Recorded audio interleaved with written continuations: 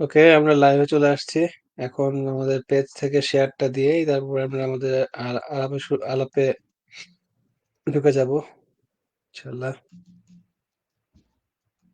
উম, কই লাইভ কই? আসে নাই। ওকে, আসছে। এটা এখন শেয়ার যাবে।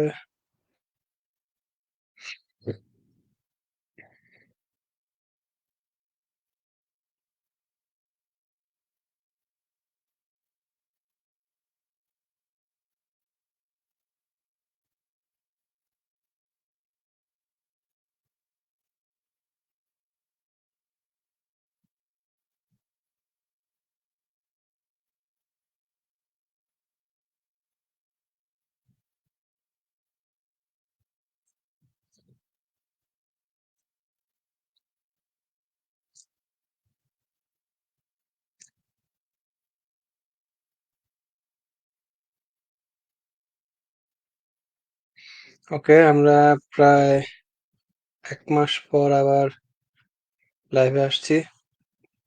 তো হুম আমরা এখন তাহলে আবার সেই আগের মতোই আমরা জাস্ট আলাপ করবো যে কি কি দেখছি, পড়ছি। আর এছাড়া বইমেলার মাস শেষ হলো, তো বইমেলা নিয়ে হয়তো কিছু আলাপ করব আমরা, কিন্তু আমরা কেউই বইমেলায় যাওয়ার সৌভাগ্য অর্জন করতে পারি নাই। হুম তারপরেও আমরা আশেপাশের খোঁজ খবর আর কি যা শুনছি বা পাইছি ওটা নিয়ে আলাপ করবো হয়তো আর কি। হুম সেটাই। তো ঠিক আছে, তো শুরু করো। তুমি যেহেতু কি দেখছো, সম্প্রতি কিছু দেখছো, তোমার মনে আছে ডেফিনেটলি কি দেখছো। আমি সাম্প্রতিক এই বলতে গতকালকেই। হ্যাঁ হ্যাঁ, আমি সাম- এই কয় সপ্তাহ গেল, 3 সপ্তাহ মনে হয়ে গেছে আমরা কথা বলিনি, না 2 সপ্তাহ। হ্যাঁ, 3 সপ্তাহ না, 4 সপ্তাহে। লাস্ট দেখলাম যে তোমার ফেব্রুয়ারি 3 তারিখে হয়েছিল আর কি আমাদের ও এটা। বাবা, তো 1 মাস পার হয়ে গেছে। হ্যাঁ, 1 মাস পার হয়ে গেছে। সর্বনাশ, তো এই 1 মাসে আমি অনেক কিছুই দেখছি, আবার কিছুই দেখিনি, এরকম একটা অবস্থা। তো আমার ঠিক আচ্ছা, মনেও নাই যে কি কি দেখছি, লিস্ট করা আছে সেগুলো। কিছু কিছু মনে আছে। যাই হোক, দেখি ওই জোড়াতালি দিয়ে খুঁজে বের করতে হবে কোনগুলো দেখছি। তো রিপিটেশন হইতে পারে ডেফিনেটলি, আচ্ছা, আচ্ছা, আচ্ছা। এবং দেখা যাক সেটা কতটা কি হয়। ওকে, সমস্যা নাই। ওটা ব্যাপার না। আমি আমি তাহলে শুরু করি। আমি হচ্ছে তেনগোকু দাইমাকিও, বা ইংলিশ নাম হচ্ছে হেভেনলি ডিলিউশন। হুম এটা দেখা শুরু করছিলাম অনেক আগেই। তো ওটার কন্টিনিউশন করছি। এটার ফার্স্ট সিজন শেষ হয়ে গেছে অনেক আগে। তো এটার ফার্স্ট সিজনটা শেষ করার জন্য কালকে ধরছি। 10 নাম্বার এপিসোড পর্যন্ত দেখছি আর কি। এটা বেশ মিস্ট্রি জনরার এবং সাইফাইও বলতে পারো, আবার পোস্ট অ্যাপোক্যালিপটিক একটা ইয়া প্রেমিসে আর কি হচ্ছে এটা। হুম তো এখানে দেখায় যে বিভিন্ন ধরনের ম্যান ইটার মনস্টার আছে, যারা হচ্ছে মানুষদের খায় এবং তাদের বিভিন্ন অ্যাবিলিটি আছে। হুম তো এই মনস্টারদেরকে মারে এরকম একটা ছেলে আর একটা মেয়ে। ওরা হচ্ছে একটা জার্নিতে বের হয়, ওরা হ্যাভেনে যাবে আর কি। ছেলেটা বিশেষ করে ছেলেটা আর কি, ছেলেটা যাবে হচ্ছে হ্যাভেনে। হুম ওর ডেস্টিনেশন হচ্ছে হ্যাভেন। আর ওই মেয়েটা হচ্ছে ওর বডিগার্ড। মেয়েটা ওকে আর কি গার্ড হিসেবে গার্ড গার্ড দিয়ে নিয়ে যাবে আর কি, এটাই হচ্ছে ওর দায়িত্ব। বেশ। এইটা একটা কাহিনী। আর এটার সাথে প্যারালালি আর একটা কাহিনী চলতেছে, সেটা হচ্ছে একটা ক্লোজড অফ ফ্যাসিলিটির মধ্যে বিভিন্ন বাচ্চা আছে। ওদের ওদের মধ্যে বিভিন্ন আবার সম্ভবত পাওয়ারও আছে। পাওয়ার যে আছে এটা হুম আর কি প্রথম প্রথম দেখায় না, আস্তে আস্তে ইয়ে করে আর কি, দেখানো শুরু করে। তো এই দুইটা প্যারালাল কাহিনী নিয়ে আর কি কাহিনী আঁকাচ্ছে। এখন দুইটার মধ্যে কানেকশন আছে যে এটা আর কি আস্তে আস্তে বোঝা যায়। প্রথমে মনে হয় যে সম্পূর্ণ হুম ডিসকানেক্টেড দুইটা কাহিনী, কিন্তু আসলে না, দুটার মধ্যে সম্পর্ক আছে আর কি। তো এটা এমনি কয় পর্ব অ্যানিমে? এটা 13 পর্বের অ্যানিমে। এবার 13 পর্বে কি শেষ, নাকি ফার্স্ট সিজন শেষ হচ্ছে না, পরে না, আবার এটা আসবে? এটা ফার্স্ট সিজন শেষ। এটার ম্যাঙ্গা থেকে হচ্ছে, সো ম্যাঙ্গাটা মনে হয় অনগোয়িং আছে, সো এটা আচ্ছা শেষ হয় নাই আর কি। আচ্ছা আচ্ছা। সম্প্রতি কিছু মাঙ্গা হচ্ছে দেখলাম, প্রিন্ট শেষ হয়েছে তোমার ইসে ইউএসএ তে। যেমন ধরো একটা ছিল হিনা মাতসুরি, সেটা এ মাসে হুম, মাঙ্গা প্রিন্ট শেষ হয়েছে ইংরেজিতে। আচ্ছা। জাপানিজ মানে আগেই ছিল। তারপরে আরেকটা কি দেখলাম, হ্যাঁ, তো হোয়াট এভার মাঙ্গা ভালোই বেটার হচ্ছে আর কি। রিসেন্টলি ডিজ মিডিয়ার তোমারই দেখলাম যে অ্যানাউন্স করে তো না বছরে 2-3 বার, 2বার মনে হুম, হয়। তো সেখানে দেখলাম অনেক সিরিজ টিরিজ অ্যানাউন্স করছে। যদিও অধিকাংশই দেখা গেল যে তোমার সৌজ বিটস এর সিরিজ অ্যানাউন্স করছে, মানে মেয়েদের মাঙ্গা আর কি বেসিক্যালি। আচ্ছা। এছাড়া তোমার কোদানশা, আর হচ্ছে তোমার ওটার নাম কি, স্কোয়ার এনিক্স, না স্কোয়ার এনিক্স না, ডার্ক হর্স, ডার্ক হর্স থেকে কিছু মাঙ্গা তোমার হচ্ছে দেখলাম যে লাইসেন্স করছে নতুন। সামনে বড় বড় কিছু, আর যেমন ধরো ইসের নাম হচ্ছে কোদানশা থেকে ভিনল্যান্ড সাগার একটা বড় ভলিউম বেরোচ্ছে আর কি। আচ্ছা। ওই যে আগে ছিল 2টা করে 2-in-1 ভলিউম বের হয়েছিল মাঝখানে। তো হুম, হুম, এখন আবার ওইটা বাদ, ওইটা তো বের হচ্ছি, সাথে হচ্ছে আবার 3-in-1 একটা ভলিউম বের হচ্ছে, বড় সাইজের একেবারে। ওগুলো দোকানে গিয়ে দেখছিলাম, গুছিয়েও দিতে চাইছিল আমাকে সস্তায়, কিন্তু নেই কারণ আচ্ছা, নেওয়া, ওইটা নেওয়া মানেই হচ্ছে আগামী 12টা 15টা ভলিউম কেনা। আলটিমেটলি আচ্ছা। অনেক কষ্টে নিজেকে থামিয়ে দোকান থেকে বের হয়ে আসছি। এটা কোন অ্যানিমে, কোন ম্যাঙ্গার কথা বলতেছো এটা? Vinland saga. ও, ভিনল্যান্ড সাগা। ভিনল্যান্ড সাগার আমার হচ্ছে তোমার ওই 2-in-1 বা 3-in-1 যেটা বলো যে হার্ড ব্যাক, ওটা একটা আছে আর কি, মানে ফার্স্ট ভলিউম যেটা আর কি, ওইটা আছে আমার কাছে আর কি কালেকশনে। তোমার জন্য তো কেনা এখন সব, মানে টাকা থাকলে কি কেনা সহজ তোমার ইসে কানাডায়। না, না, এটা আমি, এটা এখন না, এটা এখন না, এটা অনেক বাংলাদেশে থাকতে আচ্ছা আচ্ছা, কিনছিলাম আর কি। বুঝতে পারছি। না, ওই ওই ভলিউম ভার্সনটা আমার খুব একটা ভালো লাগে না, কারণ ওইটা হচ্ছে কি একটু টান লাগলেই ওই স্পাইন থেকে ছিঁড়ে যায়। হুম, হুম, হুম। তারপরে এই ঝামেলা হয় প্রচুর। তা আমি এই কারণে ওইটা অনেক মাঝখানে সস্তায় পাইছিলাম, অনেক ডিসকাউন্টে, মানে 50% ভলিউম পাইছিলাম যে তোমার 50-60%, 30-40% ডিসকাউন্টে, কিন্তু কিনি না এক ইচ্ছা করে, কারণ জানতাম যে বড় ভলিউমটা আসবে। বড় ভলিউমটা সুন্দর করছে, খুবই সুন্দর করছে, আচ্ছা, আচ্ছা, কিন্তু দাম অনেক। এক একটা ভলিউম হচ্ছে তোমার প্রায় 40-50 টাকা, 50 টাকা করে দাম, 50 ইউরো আর কি, আচ্ছা, আচ্ছা। Which is too much. হুম, তো যে কারণে কেনা হয় নাই। কিন্তু আমি সাম্প্রতিক হচ্ছে তোমার দোকানে গিয়ে দেখলাম ডক্টর স্টোনের মাঙ্গা দেখলাম। ভাই, উড়ে গেছি মাঙ্গা দেখে, এত সুন্দর আর্ট করছে ভিতরে। আহ, হুম। হয়তো সামনে এটা কালেক্ট করতে পারি। তা আমি অপেক্ষা আছি যে কবে বক্স সেট বের হবে। সিরিজটা তো শেষ হয়ে আচ্ছা, গেছে, আর বিজ মিডিয়া বক্স সেট বের করে সাধারণত। তো আচ্ছা, আচ্ছা, যেমন ধরো গত বছর একটা বক্স সেট বের করেছে, সেটা হচ্ছে ইসের ওই যে দ্যাট প্রমিস নেভারল্যান্ড এর বক্স সেট বের করছিল। আচ্ছা, আচ্ছা। তো সেটা বক্স সেট বের করলে দামটা একটু কমে পাওয়া যায়, যেহেতু ওরা একসাথে অনেকগুলো বিক্রি করতে পারে, তো ওরা একটু কমিশন কমায় হুম, তারপর হচ্ছে হুম। বিক্রি করে। আর এখন আচ্ছা। যেটা হয়েছে যে মাঙ্গার দামও বেড়ে গেছে তুলনামূলক। যেমন ভিজ মিডিয়ার মাঙ্গা ছিল আগে 10 10 ডলার করে, এখন এটার দাম করে ফেলছে তোমার $12। তো ও, আলটিমেটলি সবকিছুই দাম যাচ্ছে বেড়ে। ভিজ মিডিয়া একটু সস্তা ছিল, স্বাভাবিক। কারণ ওদের কম্পিটিশন যারা ছিল, যেমন ধরো বড় পাবলিকেশন বলতে ভিজ মিডিয়া, কোদানশা, দেন হচ্ছে তোমার ডার্ক হর্স, আরেকটা হচ্ছে তোমার এই ইয়েন প্রেস। তো ইয়েন প্রেস ভলিউমের দাম তোমার আগেই 15 টাকা করে করে দিছে। ইয়েন প্রেস আচ্ছা। তারপর প্রায় 14-15 টাকা এরকম করে দিছে, কিন্তু ভিজ মিডিয়াই ছিল 9 টাকা 10 টাকা, ওরাও বাড়ায় এখন 12 টাকা করে দিছে। আর কিছু কিছু ভলিউম দেখলাম অনেক বেশি দাম, যেমন ধরো একটা দেখলাম যে কাজু উমেস, বেসিক্যালি যে হচ্ছে তোমার জুনজি তো যাকে গুরু বলে মানে, মানে হুম, হুম। আর্টে। তো ও হচ্ছে ওর অনেক সিরিজ যেগুলো কখনোই প্রকাশিত এভাবে হয় না ইংরেজিতে, এরকম কিছু সিরিজ এখন তারা বের করতেছে। যেমন ধরো আম, প্রথম বের করছিল হচ্ছে ড্রিফটিং ক্লাসরুম। আচ্ছা। হ্যাঁ, তো ড্রিফটিং ক্লাসরুম যার দাম ছিল মোটামুটি ঠিক আছে, ওটা রিজনেবল মোটামুটি ছিল। এরপরে বের করছে হচ্ছে তোমার ওরোচি। ওরোচিটা অনেক দাম ছিল। এখন বের করতেছে তোমার হচ্ছে তারপরে বের করছে ক্যাট আউট ক্যাট আইট বয়েজ, সেটারও দাম বেশি। এখন বের আচ্ছা, করবে বলতেছে মাই নেম ইজ সিংহ। সেটার দাম মানে অতিরিক্ত বেশি। প্রায় কত 200-250 পাতার বই, সেটার দাম রাখতেছে প্রায় 40 ইউরোর মতো।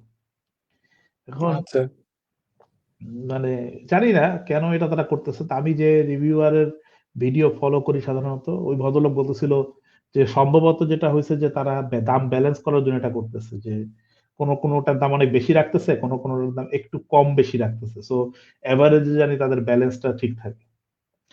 এই আর কি অবস্থা। আচ্ছা। তো তুমি আর কিছু দেখছো এর মধ্যে?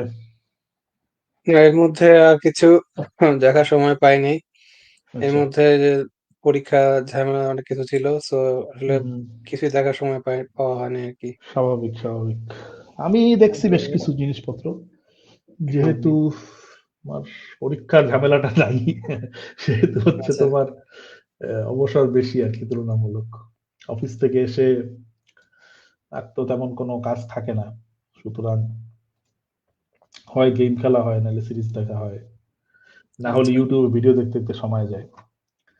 তো আচ্ছা, আচ্ছা। আমি হচ্ছে যেগুলা রেগুলার দেখতেছিলাম সিরিজ, যেমন ধরো সোলো লেভেলিং, তারপরে হচ্ছে villainous level 99, may I hmm, be hmm. The hidden boss বা সামথিং, বিশাল নাম। ওইটা দেখছি।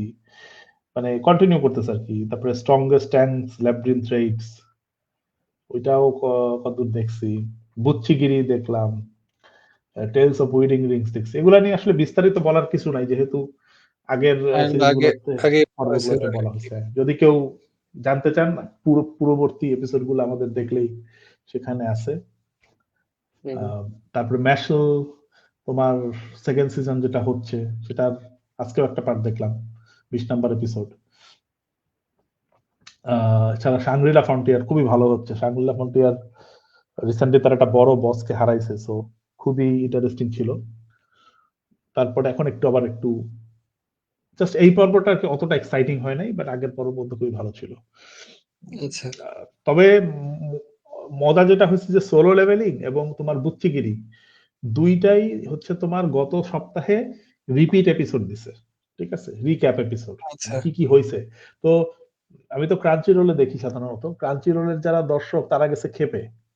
হ্যাঁ? বলে যে তোমরা মাত্র ৬টা ৭টা করে পর্ব বানায় তারপরে রিক্যাপ করা, মানে এত কি হইছে তোমাদের? তো এরা মনে হয় বুচ্চিগিরি না জানি সোলো লেভেলিং এর একজন হচ্ছে তোমার ভয়েস অ্যাক্টর অসুস্থ ছিল মেইন ক্যারেক্টারের। এই কারণে সম্ভবত করোনা ছিল মনে হয়।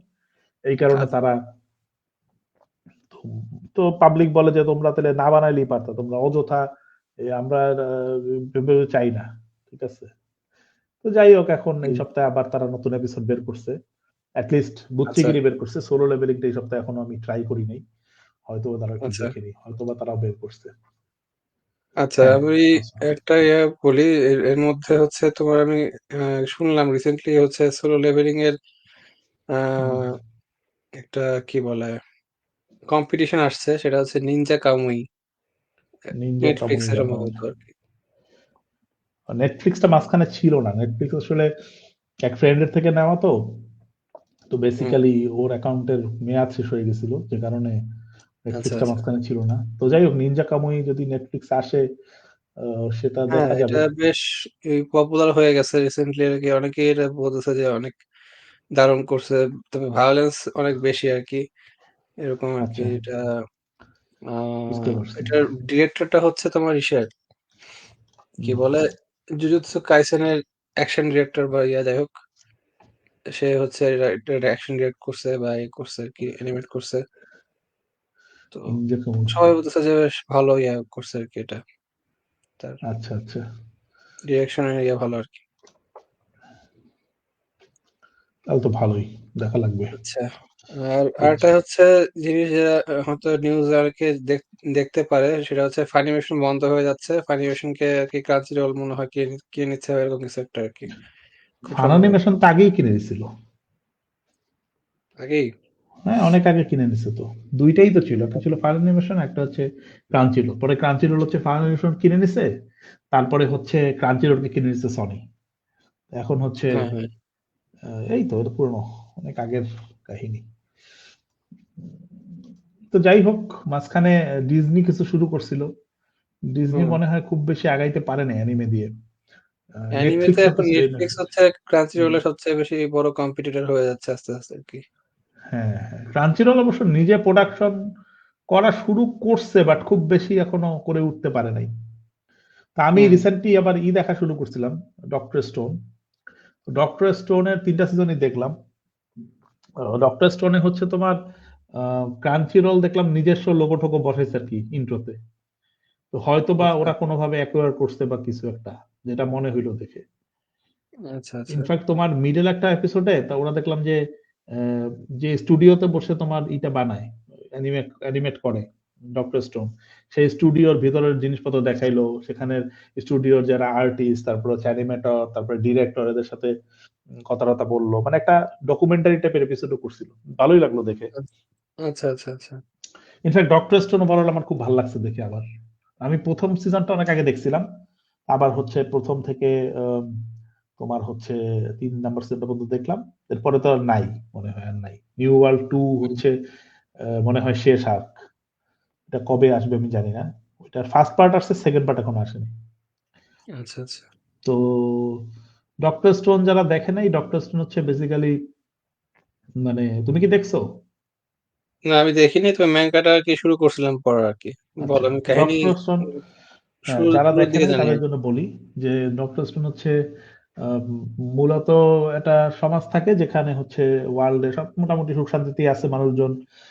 একটা টেকনোলজিক্যালি মোটামুটি অ্যাডভান্স একটা সময় হঠাৎ করে সেখানে একটা সবুজ আলোর একটা ঝলকানি হয় পুরো বিশ্বে, এবং তখন দেখা যায় যে পুরা সব মানুষ হচ্ছে পাথর হয়ে গেছে। মানুষ এবং সাধারণত কিছু পাখি টাকিও মানে পাথর হয়ে গেছে। ওষুধের মধ্যে কেউ কেউ হয়তো হয় নাই, বাট বাকি সব পাথর হয়ে যায়। তারপরে কেটে যায় হচ্ছে ৩৭০০ বছর।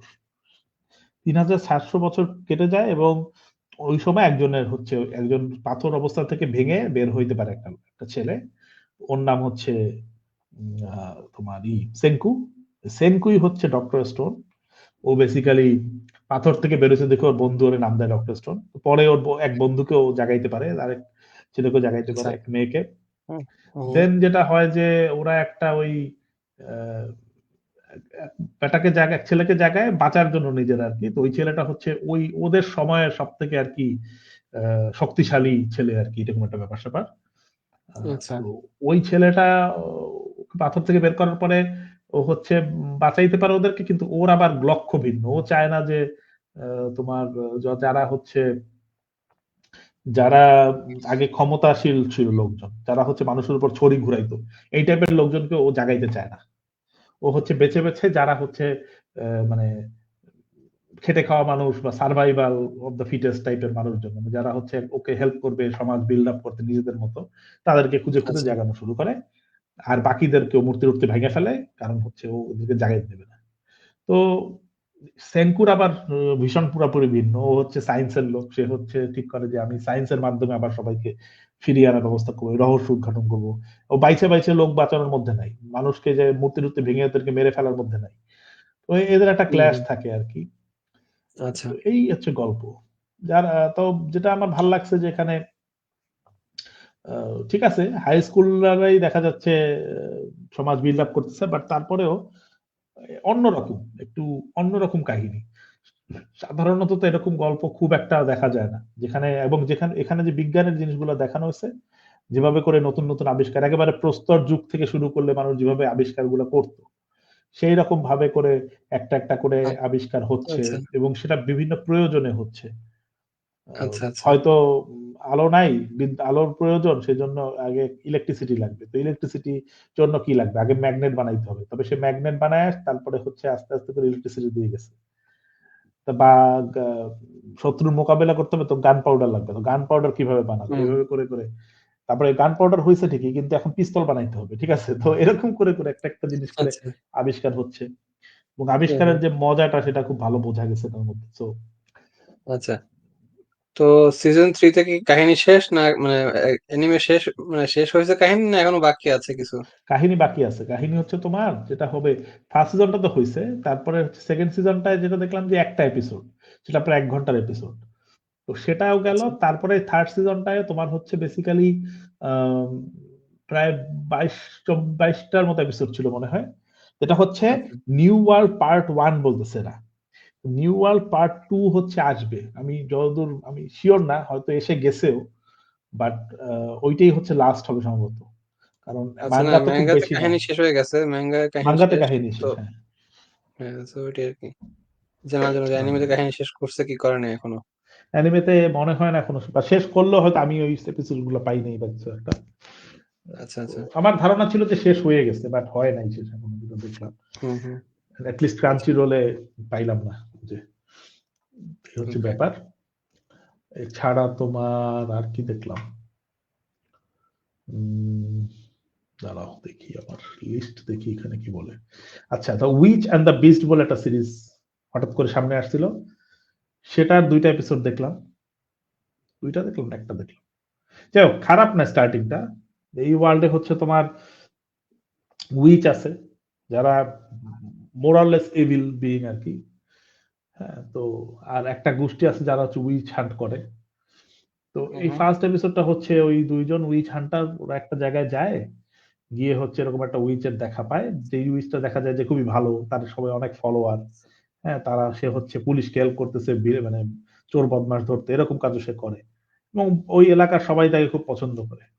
তো ওই এলাকাটা মিথ ছিল যে বহু আগে এরকম একজন উইচ ছিল, যে হচ্ছে মানুষকে ধরে ধরে মারতো, এই করতো সেই করতো, এবং তারে ওরা পুড়ায় মারছিল সবাই মিলে, কেমনে কেমনে জানি, বা কিভাবে কি জানি মারছিল আর কি। তো এইটা ওরা ঘাটাঘাটি করতে থাকে, ইতিহাস ঘাটতে থাকে, করতে থাকে, এর মধ্যে দেখা যায় যে ওই যে উইচটা, সে একটা পার্টি থ্রো করে, এবং সেই পার্টির মধ্যে সবাই আটকায় মারা শুরু করে আর কি। অবশ্য বহুদিন ওখানে আছে, তো হঠাৎ করে মারা শুরু করে, কারণ ওই দিন মনে হয় ফুল মুন নাইট বা কিছু একটা। এবং ও হচ্ছে দেখা যায় আচ্ছা যে ওই উইচের তোমার হচ্ছে ডিসেন্ডেন্ট, ও হচ্ছে রিভেঞ্জ নেবে। এই এই আর কি কাহিনী। এর মধ্যে আরেকজন আছে, ওই যে উইচ হান্টারদের মধ্যে একজন আছে, যে basically cursed by one witch, এবং সে ওই উইচটাকে খুঁজে বেড়াচ্ছে।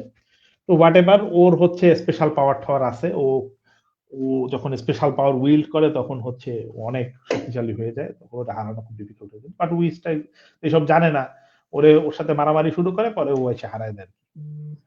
এই হচ্ছে ব্যাপার। আচ্ছা, বুঝতে পারছি। এটার জাপানিজ নাম হচ্ছে মাজো তো ইয়াজু, এটা দেখলাম আর কি। হতে পারে, সঠিক না, মানে আমি আমি জানি না। তুমি নিশ্চয়ই বের করছো যদি। তো এই হচ্ছে তোমার উইচ অ্যান্ড দ্য বিস্ট। একটা এপিসোড দেখছি, আর একটা এপিসোডে মনে হয় অর্ধেক দেখছিলাম। আচ্ছা। এছাড়া সোলো লেভেলিং তো অবশ্যই ভালো হচ্ছে। হুম হুম। বুচ্চিগিরিও মোটামুটি খারাপ হচ্ছে না। সারপ্রাইজিংলি ম্যাশেলের আজকের এপিসোডটা খুবই ভালো হয়েছে, অ্যাকশন ট্যাকশন। আচ্ছা। মানে ফার্স্ট সিজন থেকে সেকেন্ড সিজনটা বেটার হচ্ছে ম্যাশেলের, ডেফিনেটলি। তো এছাড়া আর কি? আর একটা নিউজ বলি এর মাঝখানে, সেটা হচ্ছে বলো তোমার বলো। ওয়ান পাঞ্চ ম্যানের সিজন 3 এর অ্যানাউন্সমেন্ট আসছে আর কি। হুম, তবে স্টুডিও হচ্ছে মাপ্পা same. বা মাপ্পা না, এটা হচ্ছে তোমার ইয়া হবে, জেসি স্টাফ। নাম শুনছি তো, দেশি স্টাফ। কি বানাইছে বলো তো? ওরা ওরা সেলর মুন? মেইনলি তোমার রোমান্স টাইপ ইয়া অ্যানিমে বেশি আমার জানার মতে করছে। এটা কি by any chance Sailor moon অথবা কার্ড ক্যাপ্টর সাকুরা বানাইছে? এটা আমি শিওর না, দেখে বলতে পারবো না। তো চলো দেখি কি আছে। তোরা দোরা বানাইছে। শকুগে কিনো হ্যাঁ, সোমা ওরা বানাইছে, বললাম না তো ভালো। রোমান্স টাইপ অ্যানিমের মানে জন্য বিখ্যাত বেশি আর কি। তবে রেইল গান সিরিজ ওদের বানাইছে, রেইল গানেও বিখ্যাত তো অ্যাক্টর অ্যানিমের মধ্যে আছে অনেক। বাকুম্যান আছে, সাকিতো, সাইকি কুসো আছে, সাইকি কুসো। খারাপ এরা না মেনলি স্টুডিও, তোমার, ভালো স্টুডিও।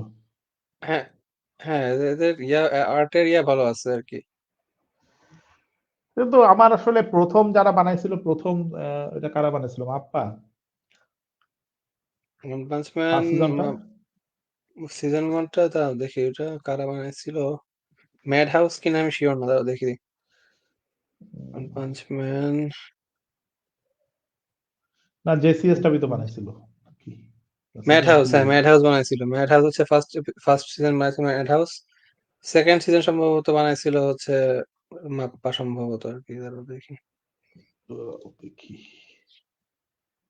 সিজন ওয়ান ও না, বানাইছিল। সেকেন্ড সিজনও তো দেখতেছি জেসি স্টারই বানাইছিল। হ্যাঁ হ্যাঁ, সেকেন্ড সিজন সেইটাই তো দেখলাম। ফার্স্ট সিজনটা কারা বানাইছিল দেখতে হবে first madam. Season mad house. Mad house. আচ্ছা। ম্যাড হাউস তো সেরকম মানে যে ওদের প্রোডাকশন কোয়ালিটি অন্যরকম। ম্যাড হাউস তো যে এখন ইয়ে বানাচ্ছে, ফ্রেডেন বানাচ্ছে আর কি। সেকেন্ড সিজনটা, ফ্রেড। ও না, খবর যেটা সেটা এইটা না, খবরটা হচ্ছে, আমি খেয়াল আসছে আমার, খবরটা হচ্ছে যে তোমার ফার্স্ট সিজনটায় বেসিক্যালি যে আর্টিস্ট ইয়োসুকে মুরাতা সে হচ্ছে অনেক ইনভলভ ছিল, বুঝছো? আচ্ছা। আর হুম হুম। সেকেন্ড সিজনে মনে হয় অতটা ইনভলভ ছিল না, বাট থার্ড সিজন সে একেবারেই থাকবে না আর কি, যতটা শুনলাম। আচ্ছা। সো একেবারেই ওর হস্তক্ষেপ ছাড়া সেটা করবে তারা। এখন ইউসুকে মুরাতা যেটুকু করছে তাতে ফার্স্ট সিজনটা তো সেই দুর্দান্ত হয়েছিল, কেন সে হুম। থাকবে না, সে ব্যস্ততা বেশি নাকি কে জানে। সে এই নিজের প্রত্যেকটা, স্টুডিও খোলার চিন্তা ভাবনা আছে, যতদূর আমি শুনছি আর কি। আচ্ছা, করলে খুলতে পারে, এই লোকের আর্ট ডিরেকশন ডেফিনেটলি ভালো হবে। তার যে দুইটা জিনিস আমি মানে, যেমন ধরো আইশিল 21 এর আর্ট তো খুবই ভালো ছিল। এখন হচ্ছে ওয়ান পাঞ্চ হুম। ম্যানের আর্ট তো মানে ফেনোমেনাল। ওয়ান পাঞ্চ ম্যানের আর্ট হচ্ছে অন্যতম সেরা আর্ট মাঙ্গা ইন্ডাস্ট্রিতে যত আর্ট আছে। হ্যাঁ, হ্যাঁ তুমি বলতে পারো ভেগাবন্ডের কথা বলতে পারো, ভেগাবন্ডের আর্টও খুবই সুন্দর। এরকম কিছু কিছু লোক আছে যারা খুবই ভালো কাজ করে। যেমন ধরো হুম। আমার ফেভারিট আর্টিস্টদের মধ্যে অবশ্যই ভ্যাগাবন্ডের যে আর্ট করছে, হ্যাঁ, তাকাহাকি হিকো ইনোয়ে, তারপরে হচ্ছে তোমার ইউসকে মুরাতা, এই যে ওয়ান পাঞ্চ ম্যানের যে আর্ট করছে। দেন হচ্ছে তোমার ওই যে অবশ্যই ডক্টর স্টোনের যে আর্ট করছে বইচি। বাট বইচি মাঙ্গা নিজেও লিখছে, কোরিয়ান মাঙ্গা লিখছে, মানহোয়া লিখছে, বাট ওর স্টোরি ভাল লাগে না আমার, ওর আর্ট ওয়ার্ক খুব সুন্দর। হ্যাঁ। তারপরে তোমার আরো কিছু পছন্দের আর্টিস্টের মধ্যে আছে ডেফিনেটলি ইনুয়ো আসানো আছে, এই যে ওয়াসুমি পুনপুন যে লিখছে। হুম। ওর স্টোরি গুলা খুব ডিপ্রেসিং, কিন্তু আর্ট ওয়ার্ক মানে টপ নচ, মানে ওয়ার্ল্ড ডিটেলে সে যে দুর্দান্ত কাজ করছে, এরকম দুর্দান্ত কাজ আসলে সবাই করতে পারে না। আর আচ্ছা। বইচি তোমার ওয়ান পিসের একটা মাঙ্গা আসে আঁকছে, ওই যে এইসেস স্টোরি, ওয়ান পিস হুম। স্টোরি এ সামথিং। তো ওই মাঙ্গাটার যে আর্ট, ওটা দেখার পর আমার মনে হয়েছে ভাই, ওয়ান পিস আসলে বইচি আঁকলে মন্দ হইতো না, ঠিক আছে। আচ্ছা। ডেফিনেটলি ওদা খুবই সুন্দর, ওদার ওদার মাধুর্যের জায়গাটা অন্যখানে, সে ওয়ার্ল্ড ডিটেলে যে লেভেলের কাজ করে, ওই লেভেলের কাজ আসলে মানে অনেকেই করে না। কিন্তু আহ, তুমি যদি ক্যারেক্টার আর্টের কথা বলো তাহলে বইচি মাছ বেটার মনে হয়েছে আমার, হুম হুম। ওর আর্ট ওয়ার্ক। এখন যাই হোক, সবারই স্ট্রেংথ আছে, উইকনেস আছে। যেমন ধরো একজন অথর আছে সৌজো ওশিমি। সৌজো ওশিমি যেটা করে, সে হচ্ছে বেসিক্যালি সে হচ্ছে সাইকোলজিক্যাল ট্রমা এই ধরনের স্টোরি লিখতেছে খুব মানে সিদ্ধহস্ত আর কি। যেমন ওর কিছু সিরিজ আচ্ছা। আছে ধরো ব্লাড অন দ্য ট্রেইল, তারপরে হচ্ছে ফ্লাওয়ার অফ দ্য ইভিল, তারপরে হচ্ছে আম, আরেকটা কি লিখলো, হ্যাঁ,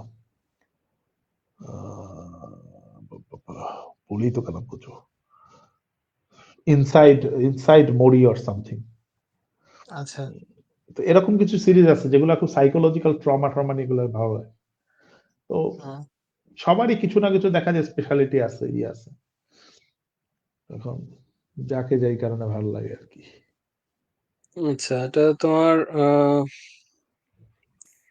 আর্টের কথা যখন বলতেছো, আমি রিসেন্টলি একটা ইউটিউব ভিডিও দেখলাম, ওখানে বলতেছে যে তুমি একটা মনে হয় ম্যাঙ্গা ফলো করতেছো, ইওজাকুরা ফ্যামিলি। তো ইউজ করে ফ্যামিলি, যে ওটার আর্ট এমন আহামরি কিছু না। আর্টের নাকি, হ্যাঁ, বলো ওইটা কি।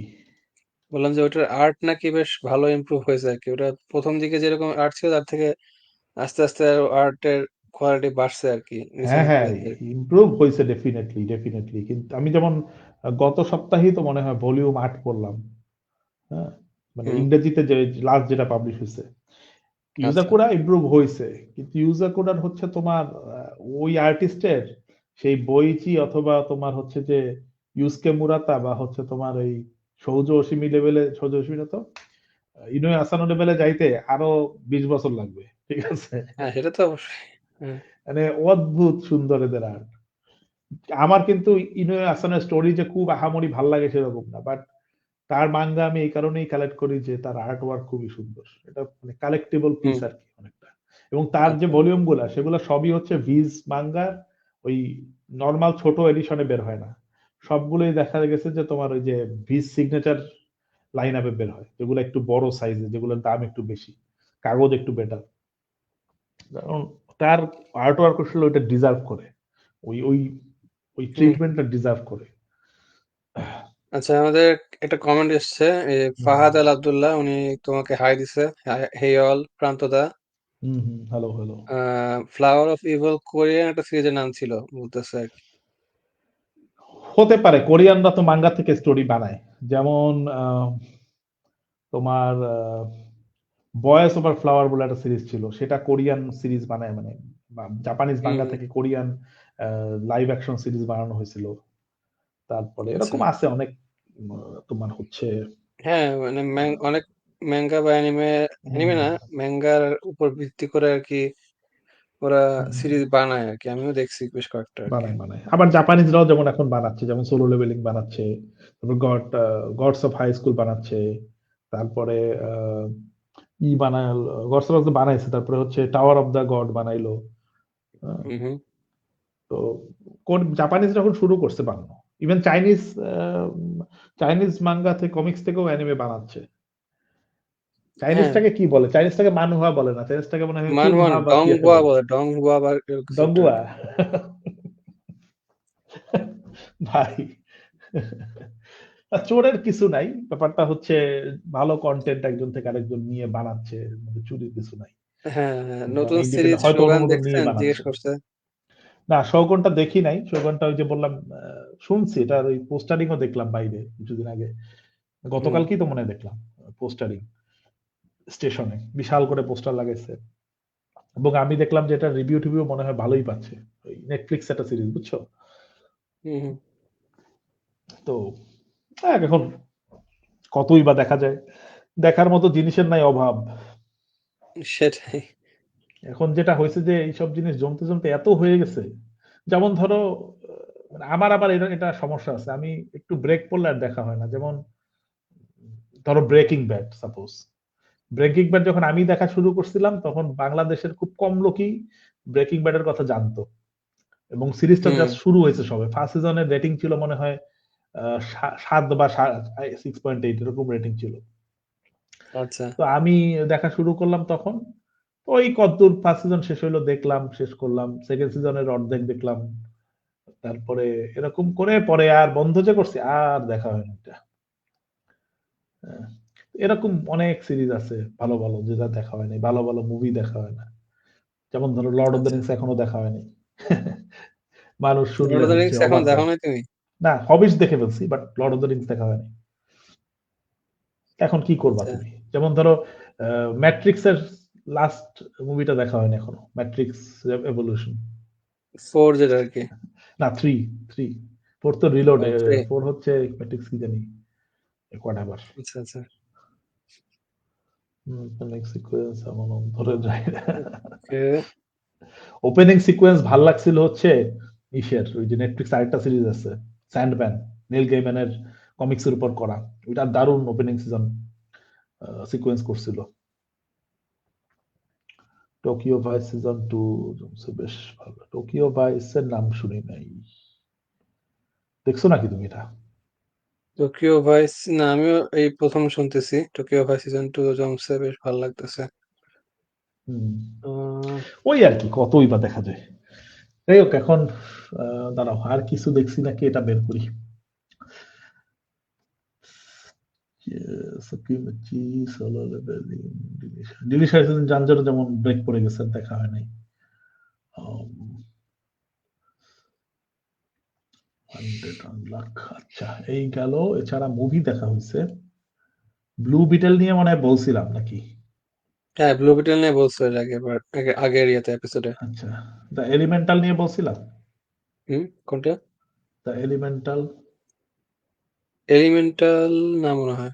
ডিজনির একটা মুভি, ওই যে না ডিজনি, পিক্সার, ডিজনি, ওরা একটা মুভি বানাইছে, এখানে হচ্ছে তোমার ওই বিভিন্ন এলিমেন্ট, মানে এই জায়গাটা ও হচ্ছে একটা, এলিমেন্টস, হ্যাঁ হ্যাঁ।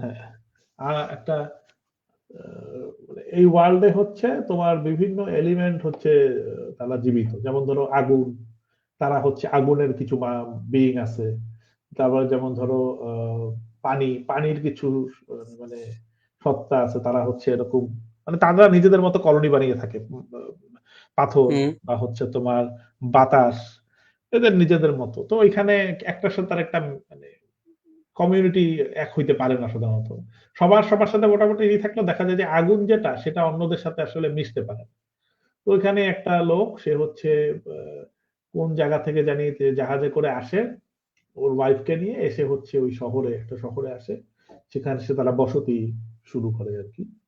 সেখানে আরো আরো লোকজন আছে, সবার থেকে দূরে গিয়ে একটা জায়গায় গিয়ে, কেউ ওদেরকে পছন্দ করে না, কারণ আগুনকে কেউ পছন্দ করে না, ওরাও কাউকে আচ্ছা পছন্দ করে না। তো পরে আস্তে আস্তে ওর একটা বাচ্চা হয়, বাচ্চাটা বড় হইতে থাকে। বাচ্চাটা হচ্ছে, ওর একটা দোকান থাকে বেকারি টাইপের, একটা আগুনের বেকারি টাইপের। তো ওখানে জিনিসপত্র তারা সাপ্লাই টাপ্লাই দেয়। তো ও তো এক্সপার্ট হয়ে গেছে এগুলো করতে করতে। ওর মেয়ে ভাবে একদিন ও হচ্ছে এগুলো করবে, এই করবে সেই করবে। তো হঠাৎ করে একদিন হচ্ছে ওদের ওই দোকানে এক ওয়াটার ইন্সপেক্টর আসে আর কি। ওটা একটা ওয়াটার এলিমেন্ট থাকে।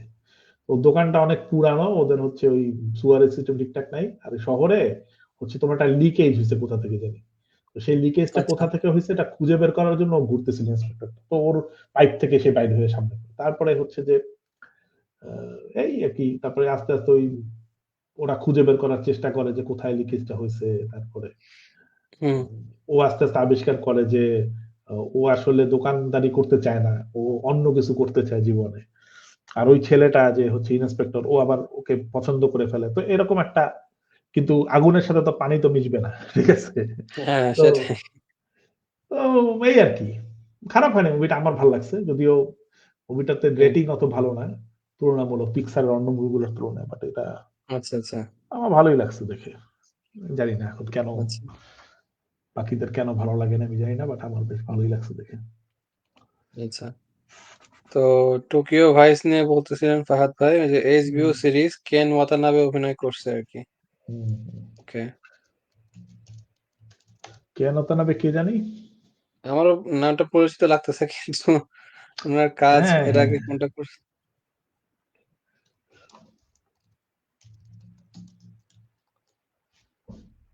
কেন উম, ওয়াতানাবে বুড়া, ওরে বাবা, দাঁড়াও দেখি। লাস্ট সামুরাইতে ছিল, গডজিলায় ছিল, ইনসেপশনে হ্যাঁ ছিল। চেহারা দেখে তো চিনতেছি, এটা পরিচিত আছে অনেক। আরে গত বছর একটা সিরিজ দেখতেছিলাম তোমার নেটফ্লিক্সেই প্রবাবলি, এটার নাম ছিল বিফ। হুম বেশ মজার ছিল, এটা দেখতে পারো। হ্যাঁ, এটা হচ্ছে ওই ঝগড়াঝাটি নিয়ে আর কি। আচ্ছা মানে ওই আর কি, একজনের গাড়ি তার জন্য গুতা মারে, তারপরে এই হচ্ছে এই নিয়ে ঝগড়াঝাটি, এরপরে হচ্ছে রেষারেষি কি হবে না হবে, এই করতে করতে সিরিজটা পুরা আগায় আর কি। তো ওইখানেও আহ, বেসিক্যালি যারা আছে তারা হচ্ছে একটু তোমার কি বলে, একটু কোরিয়ান টাইপেরই, কোরিয়ান ওই এশিয়ান আর কি লোকজন। হুম হুম তো দেখা যায় ওরা আর কি অভিবাসী, ওরা আমেরিকায় আসতে থাকে। তো একজন হচ্ছে সমস্যায় থাকে যে সে তার হচ্ছে জিনিসপত্র আহ, মানে দখল হয়ে যাবে বাড়ি টাড়ি, এরকম একটা অবস্থা। তার টাকা পয়সা দিতে হচ্ছে, দেনা দেনা আছে প্রচুর। এবং ও চায় যে বাপ বাপ মাকেও নিয়ে আসবে এখানে, কিন্তু টাকার অভাবে আনতে পারতেছে না। তো এই কাহিনী। আচ্ছা আর মাঝখান থেকে বড়লোক মহিলা থাকে, হুম ও হচ্ছে কোনোভাবে হয়তো ওর গাড়িতে ধাক্কা লাগায়, এইরকম করে করে পরে এই দুজনের মধ্যে একটা মারামারি কাটাকাটি, এরকম একটা অবস্থা। এই হুম কাহিনী আর কি, দেখতে পারো। লাস্ট সামুরাই, গডজিলা ইনসেপশন, হ্যাঁ বলছেন, আমরা দেখলাম, হ্যাঁ মাতানাবে এগুলোতে আছে। আচ্ছা, আমরা আগাই তাইলে। আরেকটা আরেকটা জিনিস হয়তো তোমার মানে করতে পারো, এটা হচ্ছে যে ব্যাটম্যান বিগিনস এর রাজ আল ঘুলের ক্যারেক্টারও করছে সে, আচ্ছা, দেখলাম যে। আচ্ছা। আলগো, ভালো। তার মানে হচ্ছে ব্যাটম্যানের শ্বশুর আর কি। হ্যাঁ শ্বশুর।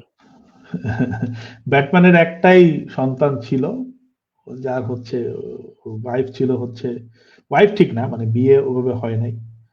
হুম হুম আলগুলের তোমার হচ্ছে যে মেয়ে, তার সাথে তালিয়া আলগুল। হুম হুম এবং সে মনে হয় একটা কাহিনীতে ওই ছেলেটাই প্রবাবলি রবিন হয় পরে গিয়ে, এরকম কাহিনী। হ্যাঁ। অ্যানিমেটেড কিছু এপিসোড আছে, দেখতে পারো, সেখানে এই কাহিনী হুম। হয়েছিল। ইনফ্যাক্ট আমি এখন এই মুহূর্তে একটা ব্যাটম্যানের কমিক্সই পড়তেছি, গতকালকে কিনে আনছি। এটা হচ্ছে আচ্ছা, দ্য হ্যাঁ ব্ল্যাক মিরর। দেখলাম। ব্যাটম্যানের বেশ কিছু কমিক্স আছে যেগুলো হচ্ছে তোমার খুবই মানে সুপার পপুলার এবং স্টোরি জন্য খুব বিখ্যাত। এর মধ্যে একটা হচ্ছে এই ব্ল্যাক মিরর, যদিও এইটা টপ 3 তে নাই। এটা হচ্ছে ধরো প্রথম 10টা হইলে বা 11টা হইলে হয়তো এটা থাকবে। এছাড়া ধরো আছে তোমার দ্য লাস্ট হ্যালোউইন আছে, না লং হ্যালোউইন, হুম। লং হ্যালোউইনটা আগে পড়ছিলাম আমি। তারপরে তোমার ব্যাটম্যান নাইটফল বলে একটা আছে মনে হয়। দেন দ্য লাফিং joke, the killing joke, the killing joke, হ্যাঁ। হ্যাঁ, হ্যাঁ। এরকম কিছু কিছু হাস বলে একটা কমিক্স আছে, তো এগুলো হচ্ছে একটু বড় স্টোরি এবং বেশ বিখ্যাত হয়েছিল। আমি এরকম কিছু স্টোরি কালেক্ট করতেছি, যেমন এই ব্ল্যাক মিররটা আমি বহুদিন ধরে দোকানে দেখতেছি, প্রায় 1-1.5 বছর ধরে। তো গতকালকে শেষ পর্যন্ত কিনেই ফেললাম। এছাড়া তোমার আরেকটা সিরিজ আমার বহুদিন ধরে পড়ার ইচ্ছা ছিল, সেটা কিনছি গত বছর। সেটা হচ্ছে white night, Batman white night. এটা পুরস্কার পাওয়া সিরিজ, বাট এত বড় না, এটা ছোট একটু। ওইটার একটা আচ্ছা। সিকুয়েল বেরিয়েছিল হোয়াইট নাইটের, ওইটাও কিনছি। দেন হচ্ছে তোমার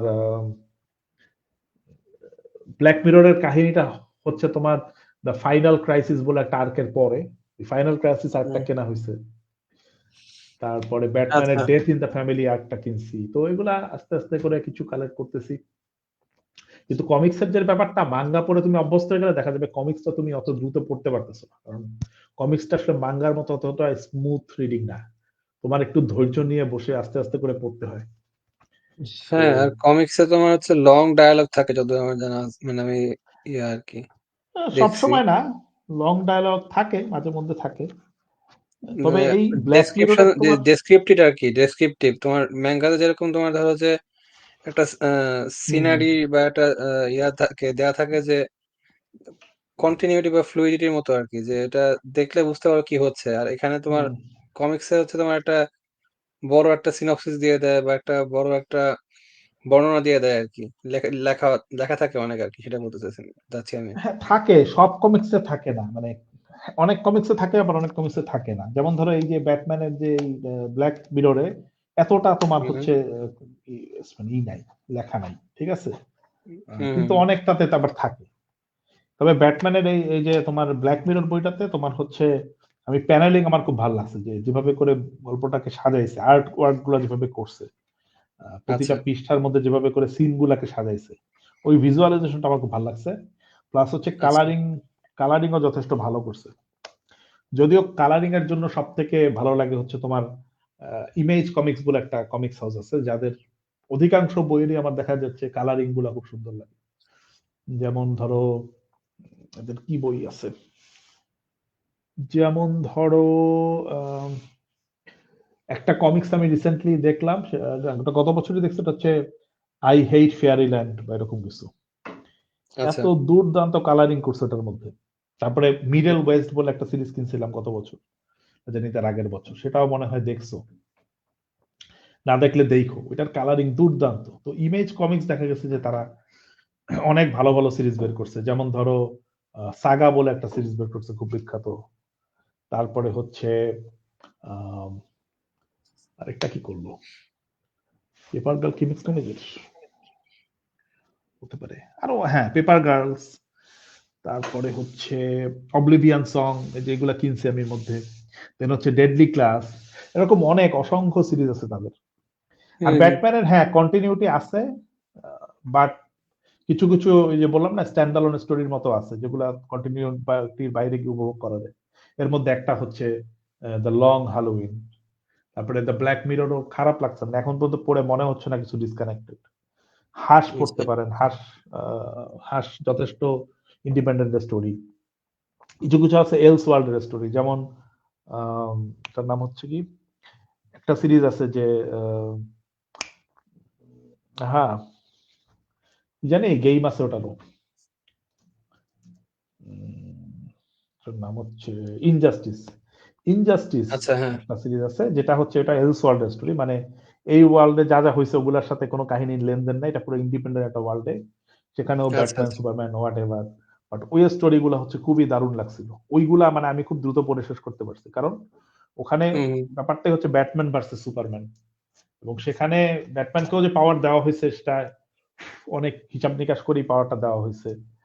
বা সুপারম্যানের দলটাও একরকম বেশ হাইলি স্ট্রাকচার্ড, এবং মরালিটির জায়গা থেকে আহ, কার দিকে তুমি যাবা এটা প্রথম 2-3টা ভলিউমে আসলে খুবই কনফিউশন থাকে, যে একবার তোমার মনে হবে যে না, সুপারম্যান যা বলতেছে সেটাই তো সঠিক, আসলে হুম এভাবেই হুম, ভিলেনদেরকে ট্রিট করা উচিত, আবার তোমার মনে হবে যে না, কেন ব্যাটম্যান যেটা ভাবতেছে ওইটাই সঠিক। বাট এই আচ্ছা মরালিটির যে ব্যাপারটা, যে একটা তোমার দ্বন্দ্বের ব্যাপারটা, এটা পরের দিকে আর একটু আর কি একেবারে নর্মালাইজ হয়ে যায়, তখন তুমি ব্যাটম্যানের দিকেই চলে যাবে আলটিমেটলি, যখন সুপারম্যানকে তোমার ভালো মনে হবে না। তো আচ্ছা।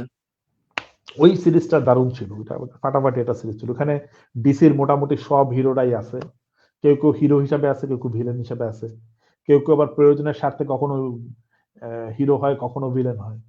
এবং সেখানে তোমার খালি ডিসির যে পাওয়ার ফ্যাক্ট, যে তোমার যারা হচ্ছে ক্যারেক্টার তারাই না, সেখানে অনেক হচ্ছে তোমার ক্যারেক্টার যারা হচ্ছে ম্যাজিক রেলমের ক্যারেক্টার, যেমন ধরো জাটানা, তারপরে হচ্ছে কনস্ট্যান্টিন, তারপরে হচ্ছে রেভেন, এরা হচ্ছে তোমার এরা আসে, তারপর এদের আবার কাহিনী হয়।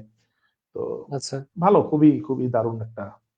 আবার গ্রিক গডরা চলে আসে সেখানে, হারকিউলিস আসে সেখানে, হচ্ছে তোমার জিউস চলে আসে, তাদের সাথে আবার মারামারি ফাটাফাটি, মানে ভয়ানক জিনিস, মানে অনেক কিছু হয়। হুম হুম, আচ্ছা আচ্ছা, তো আমি তো পড়ার মধ্যে ঢুকে গেলাম হঠাৎ করে। পড়ার মধ্যে বলি তাইলে তোমার এই, এটা হ্যাঁ পড়তেছি ব্যাটম্যানের এটা, এছাড়া তোমার অনেক কিছু হচ্ছে টুকরা টুকরা পড়া হচ্ছে, যেমন ধরো রিসেন্টলি ওই যে কিছু বই আনাইতে পারছি দেশ থেকে, যেমন শহীদুল জহিরুল উপন্যাস সমগ্র, এইটা আমি একটু পড়া শুরু করছি, কয়েক পাতা পড়ছি। ও পড়ে কবে শেষ করতে পারবো জানি না। আরেকটা বলছি যে ফাহাদ ভাইয়ের এই বইটা আনাইছি আমি, এই যে ওনার একটা বই বেরোচ্ছে কাসা দিয়াবলো বলে একটা বই বেরোচ্ছে, এই হ্যাঁ বইটা হ্যাঁ, ওই আমার বইটা নামটা আনাইছি। পরিচিত লাগতেছিল, পরে সার্চ দিয়ে দেখলাম যে হ্যাঁ তুমি যে বইটার কথা বললা উনার, ওটার লেখকই হ্যাঁ উনি আর হ্যাঁ, কি। তো ওই বইটা অল্প একটু পড়ছি, অল্প একটু পড়া হয়েছে। তারপরে হচ্ছে তোমার ফার্স্ট পার্সন পড়তেছিলাম আগেই, ঋতুপর্ণ ঘোষের, সেটা একটুখানি পড়ছি, যদিও এটা পড়ে আমার খুব ভালো লাগতেছে না। আহ, এছাড়া হচ্ছে তোমার একটা বই শেষ করলাম, সেটা হচ্ছে দ্য অ্যাডভেঞ্চার্স অফ আমিনা আল সিরাফি। আচ্ছা, এটা দেখে কি বই না কমিক্স? এটা বই, এটা আচ্ছা হচ্ছে দ্য অ্যাডভেঞ্চার্স অফ আমিনা আল সিরাফি, এটা হচ্ছে শ্যানন চক্রবর্তী বলে একজন লেখকের বই। ওনার আগে একটা আচ্ছা, ট্রিলজি ছিল, দেবাবাদ ট্রিলজি বলে একটা ট্রিলজি ছিল, সিটি অফ ব্রাস এরকম কি জানি নামগুলো ছিল বই। তো আমি জানতাম লেখিকাকে, তো এই বইটা আমি বেসিক্যালি অডিও বুকে শুনছি। তো এটার কাহিনী হচ্ছে তোমার আহ, মানে একজন পাইরেট থাকে, যে খুবই নটোরিয়াস পাইরেট লিডার, একটু হুম, মানে অ্যারাবিক তোমার অরিজিনের। আচ্ছা, তো ও যেটা হয়, ওর বয়স একটু একটু মানে একেবারে বুড়া হওয়ার আগে সে রিটায়ার করে, আলটিমেটলি একটা মাঝ বয়সে গিয়ে সে রিটায়ার করে, কারণ হচ্ছে তার একটা মেয়ে হুম, হয়ে গেছে ততদিনে। তো ও হচ্ছে মেয়েটাকে নিয়ে এবং ওর মায়ের সাথে একটা একটা মানে একটু আত্মগোপন করেই থাকে একটা জায়গায়, সেখানে তার জীবন চলে মোটামুটি কোনো ঠেলে ঠুলে চলে।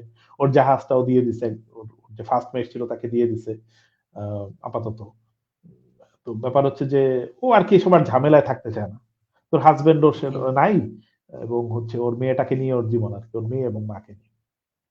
তো এর মধ্যে একজন আসে, এক মহিলা, সে আইসা বলে যে আমার ছেলেকে, আমার নাতনিকে কিডন্যাপ করে নিচ্ছে একজন, তো তোমার হচ্ছে ওকে বাঁচাইতে হবে, মানে খুঁজে বাই করতে হবে কোথায় আছে সে। ওই বলে না, আমি এগুলো করতে পারবো না, আমি এখানে যাইতে পারবো না। প্রথমে তো স্বীকারই করতে চায় না যে ও হচ্ছে সেই পাইরেট। পরে হচ্ছে মহিলা আচ্ছা, পরিচয় দেয়, তারপরে হচ্ছে মহিলা থাকে ওর জাহাজের একজনের ক্রুর মা আর কি। তো বলে যে তো ও একটা দায়িত্ববোধ ফিল করে যে ওর মেয়েকে বাঁচানো হয়তো আমার কর্তব্য, এরকম একটা ভাবে। তারপরে হুম, এই মহিলার সাথে কথাবার্তা বলে অনেক টাকা অফার করে ওকে, পরে ও রাজি হয়, ভাবে যে আমার মেয়েটার জীবন সুন্দর হয়ে যাবে, আমার মায়ের একটা এত কষ্ট করে চলতে হবে না, তো আমি যদি টাকাটা পাই তাহলে। তারপরে তো হুম, আস্তে আস্তে আবার হচ্ছে পুরনো ক্রু গ্যাদার করা শুরু করে। দেন হচ্ছে তোমার আবার সে হচ্ছে ওই অ্যাডভেঞ্চারে যায়, এবং সেখানে ওই মেয়েটা কিভাবে কার সাথে গেছে সেগুলো সন্ধান করার চেষ্টা করে। তো এই এবং ম্যাজিক্যাল কিছু ব্যাপার-স্যাপার ওখানে আছে। সব মিলে খারাপ না। উপন্যাসটা বেশ ভাল লাগছে। আ আচ্ছা, কিন্তু আমার যেটা খারাপ ব্যক্তিগতভাবে একটু বিরক্ত লাগছে যে এটাও সে সিরিজ আকারে নেওয়ার মতো কাহিনী কারবার করছে। তা আমার কথা হচ্ছে যে আচ্ছা। মাঝে মধ্যে ২ ১ টা তো স্ট্যান্ড অ্যালোন ও লেখা যায়, তাই না? বারবার সিরিজই বানাইতে হবে হুম, এমনটা কি হুম। জরুরি? এই কারণে আমার হচ্ছে যে একটু বিরক্ত লাগছে, বাট ওইটা ছাড়া ওইটা বাদ দিলে তোমার মোটামুটি স্টোরি খারাপ না। মোটামুটি ফানিও আছে কিছু, কিছু আচ্ছা। জায়গায়। কিছু, কিছু জায়গায় টুইস্ট আছে, অ্যাডভেঞ্চার আছে। হুম, হুম। তবে হ্যাঁ, আমি আগে যেমন 'নাইট এঞ্জেল' ট্রিলজি পড়ে যতটা ইমপ্রেসড হইছিলাম ব্রেন্ট টুইক্স এর, এইটা পড়ে অতটা ইমপ্রেসড হইনি। এখানে স্টেক গুলা অতটা হাই মনে হয়নি আমার। But whatever. স্টোরি এমনি খারাপ না। তুমি পড়তে পারবা। আচ্ছা। বেশ ভালো। এছাড়া তোমার পড়লাম, আখতারুজ্জামান একটু চা খেতে চেয়েছিলেন। চা খেতে চান। হুম, হুম, এটা হুম। পড়ছি। এইটা এটা কি ব মানে ইয়াতে ফিজিক্যাল কপি পড়ছো নাকি না, ইয়া? ফিজিক্যাল কপি না। এটা রাইটার কপি পাঠাইছিল আমাকে। ওইটা থেকে পড়ছি আরকি। তো আচ্ছা, আচ্ছা, আচ্ছা। তো আমার যেটা পড়ে ভালোই লাগছে ওইটা। এখানে বেসিক্যালি তোমার করোনার সময়ের কাহিনী নিয়ে একটা পরিবার, এবং সেখানে যে কর্তা, যে ভদ্রলোক, ও আসলে ওর চা খাওয়ার নেশা। কিন্তু ওর আবার হচ্ছে ডায়াবেটিস আছে। বুঝতে আচ্ছা। পারছো? তো হুম। ডায়াবেটিস আছে, ওকে ডাক্তার চা খাইতে নিষেধ করে, বন্ধু ডাক্তার, ও চা খাইতে নিষেধ করে। তো ও তো চা খাবেই, ও ঘর থেকে বের হয়ে যায় চায়ের জন্য পাগল হয়ে। ঠিক আছে? এরকম একটা অবস্থা। এবং সেখানে কিছু অতিপ্রাকৃত ব্যাপার-স্যাপারও আসার মানে একটা একটা ভাব আছে আরকি। সেটা গল্পটা কিভাবে যাবে। তুমি যেহেতু বইটা কিনছো প্রবাবলি, তাই না? হ্যাঁ, হ্যাঁ, কেনা হয়েছে। এখন হাতে পেলে আরকি পড়তে পারবো আরকি। হ্যাঁ, দেখা তো যাক আমি এটা নিয়ে কয়দিনে। আর বেশি কিছু বলতেছি না। তো যারা একটু কি বলে পছন্দ করে, একটু সুপার ন্যাচারাল এবং একটু স্লাইস অফ লাইফ একসাথে পছন্দ করে কম্বিনেশন, তাদের জন্য বেশ ভালোই লাগবে বইটা। আচ্ছা। হুম, হুম। এছাড়া তোমার আ এটা কবে শেষ করলাম পড়ে? দাঁড়াও একটু দেখে নেই।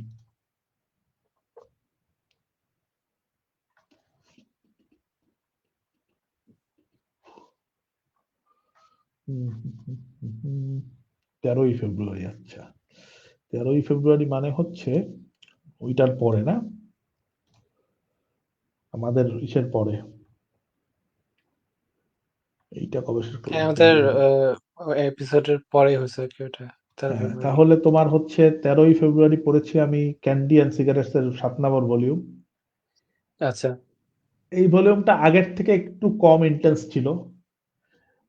But overall still going good. আমার ধারণা ক্যান্ডি অ্যান্ড সিগারেটস এ আরো মনে হয় ৩-৪ টা ভলিউম আছে। তারপরে স্টোরি শেষ। তো আমি আচ্ছা, পুরাটা কমপ্লিট করার জন্য ওয়েট করতেছি। কমপ্লিট হয়ে গেলে হয়তো আমি আরেকবার শুরু থেকে শেষ পর্যন্ত হয়তো পড়ব। সেটা এবছর নাও আচ্ছা। হতে পারে। কিন্তু আগামী বছর পড়ব। এছাড়া আকানে বানাশি ভলিউম ৩ পড়া হইছে। হুম, আকানে হুম। বানাশি ভলিউম 3 তে আ ওর কিছু একটা কম্পিটিশনে শুরু হইছে আরকি। সেখানে গল্প বলার কম্পিটিশন। সেখানে যে মেইন নায়িকা, সে হচ্ছে গল্প বলতেছে। এবং ওকে ওর যে গুরু, সে চ্যালেঞ্জ দিছিল যে একেবারে বেসিক লেভেল একটা গল্প আছে যেটা হয়তো সবাই জানে। যারা এই খেলাতে আসে, শুরু করে, তারা সবাই ওই গল্পটা জানে এবং সবাই ওইটা দিয়েই হচ্ছে শেখা শুরু করে। তো ওকে বলে যে তোমার ওই গল্পটা বলেই হচ্ছে তোমার ওই পুরা কম্পিটিশন তোমার খেলতে হবে। যদি এই শর্তে রাজি থাকো, তাহলে আমি তোমাকে অনুমতি দেব ওইখানে যাওয়ার। কারণ এটা একটু জুনিয়র লেভেলের কম্পিটিশন। যেখানে ও হুম, আসলে ডেবিউ না করলেও ওর হচ্ছে ওই লেভেলে গিয়ে কম্পিটিশন করার আসলে কোনো মানে নাই। কারণ ও ওইটার থেকে একটু হাই লেভেলে আছে।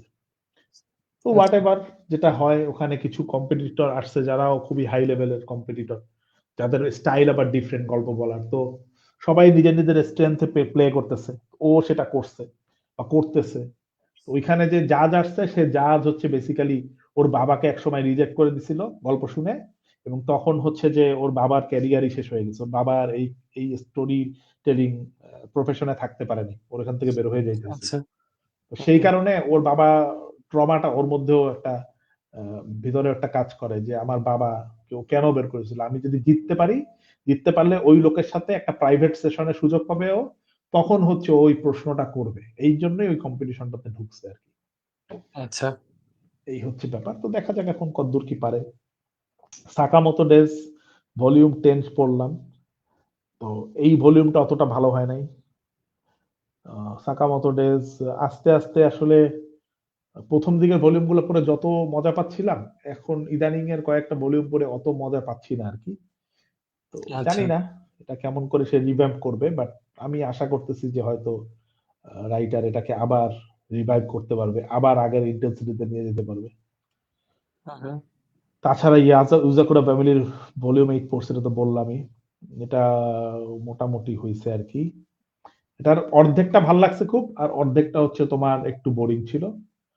ওই আর কি, ওকে ট্রেন আপ করে আর কি আরো কিছু দূর, ওই যে মেন নায়কটা। কারণ ও নাইলে ওর ওর ওর পাস্টের কাহিনী কিছুটা রিভিল করছে, ওর বাবা মা আসলে কি হয়েছিল সেটা হুম পুরাপুরি হুম। না বললেও কিছুটা হিন্ট দিছিল আগের ভলিউম গুলাতে। এই আচ্ছা। ভলিউমটাতে হচ্ছে ওদের যে একেবারে ওই ইউজাকুরা ফ্যামিলি, একটা ফ্যামিলি আর কি, অ্যাসাসিন ফ্যামিলি। এই, হুম হ্যাঁ, হুম। অ্যাসাসিন না ঠিক, স্পাই ফ্যামিলি আর কি, বা অ্যাসাসিন যাই বলো। আচ্ছা। তো হুম ওদের হুম। হচ্ছে যে ওদের কিছু সিক্রেট আছে, অনেক সিক্রেট আছে, এবং ওদের হচ্ছে তোমার ব্লাড লাইনের একটা পাওয়ার আছে, ওর রক্ত এই জন্য নেওয়ার পিছনে লেগে থাকে লোকে, ঠিক আছে। ও এখন এই ফ্যামিলির মেম্বার হয়ে গেছে, ফ্যামিলির হেড কে যে ওকে বিয়ে করে। তো এখন যেটা হয়েছে, তোমার এদেরকে মারার চেষ্টা চলতেছে, এদের এগেইনস্টে কনস্পিরি করতেছে। আবার ওর ফ্যামিলিকে যারা হচ্ছে ই করছে, ওরকম একটা গ্রুপ আছে, সেই গ্রুপটার এগেইনস্টে ওরা এখন যুদ্ধ ঘোষণা করে দিছে। তো ওই এখন গিয়ে আচ্ছা। মারামারি করতে যাচ্ছে আর কি, সোজা সোজা কথা। মারামারি করতে পৌঁছেও গেছে, এখন লড়াই হচ্ছে। লাস্টের দিকটা ভালো ছিল, ফার্স্টের ওই ট্রেনিং আর্টটাতে একটু বোরিং জায়গাপত্র ছিল, এই জন্য আসলে আচ্ছা। এটা রেটিং একটু কম আসছে আমার হিসাবে। এই মোটামুটি তো এই পড়া হয়েছে। এছাড়া আচ্ছা। আরেকটা বই পড়া শুরু করছি, বাট খুবই কম পড়ছি, এক দুই পাতা পড়ছি, সেই জন্য ওটার নাম বলিনি। ওটা হচ্ছে, ওটাও অনেক আগে আনেছিলাম, গত বছর না তার আগের বছর। ওটা পড়া হয়নি। এটার নাম হচ্ছে বৃশ্চিক বলে একটা বই বেরোছিল, বৃশ্চিক। হুম। যেটা হচ্ছে তোমার কলকাতার একজন লেখিকার, পিয়া রায় সম্ভবত, ধরো দেখে নি।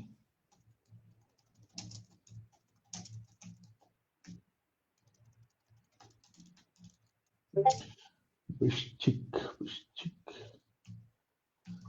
আহ, খুঁজে বের করা কঠিন।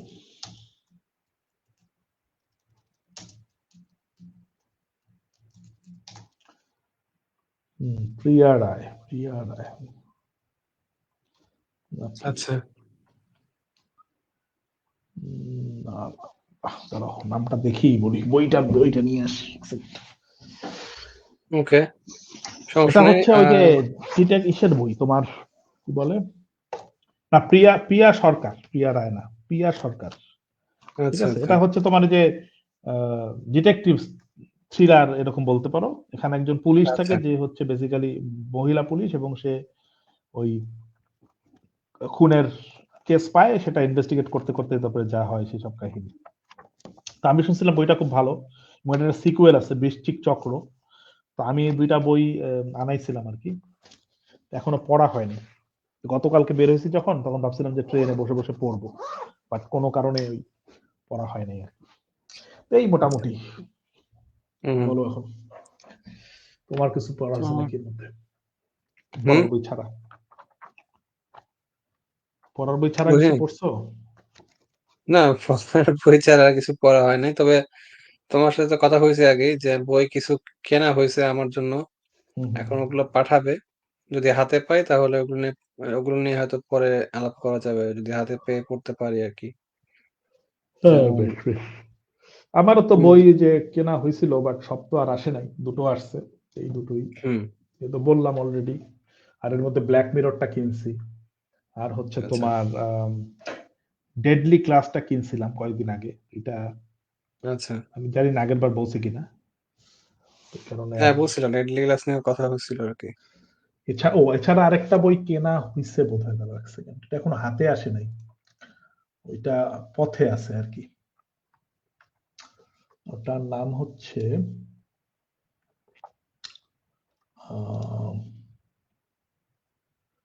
Space dumpling, dumplings, space dumplings. আচ্ছা, এই বইটা হচ্ছে, তুমি রাইটারকে হয়তো চিনবা, ক্রেইগ থমসন। ক্রেইগ থমসন হচ্ছে ব্ল্যাঙ্কেটস বলে একটা বই লিখছিল, যেটা খুব হিট হয়েছিল। এরপরে হাবিবি বলে আচ্ছা। একটা বই লিখছিল, যেটা খুব হিট হ্যাঁ, হয়েছিল। হাবিবিটা আমি পড়ছি। হ্যাঁ, তো এই হাবিবি এবং তোমার ব্ল্যাঙ্কেটস এর লেখক এই বইটা লিখছে, স্পেস ডাম্পলিংস। এটা একটু স্পেসে মনে হয় কাহিনী। হুম। তো বইটা দেখে আমার বেশ ইন্টারেস্টিং লাগলো। যদিও হাবিবিটা আমি পড়ে শেষ করতে পারিনি, আমি 4 বার চেষ্টা করছি। আমি হচ্ছে কাহিনীটা এত কি বলে কন্টিনিউটি এত উল্টাপাল্টা যে আমার একটু বিরক্ত লাগছিল, এই জন্য আমি পড়ে কখনোই শেষ করা হয়নি ওইটা।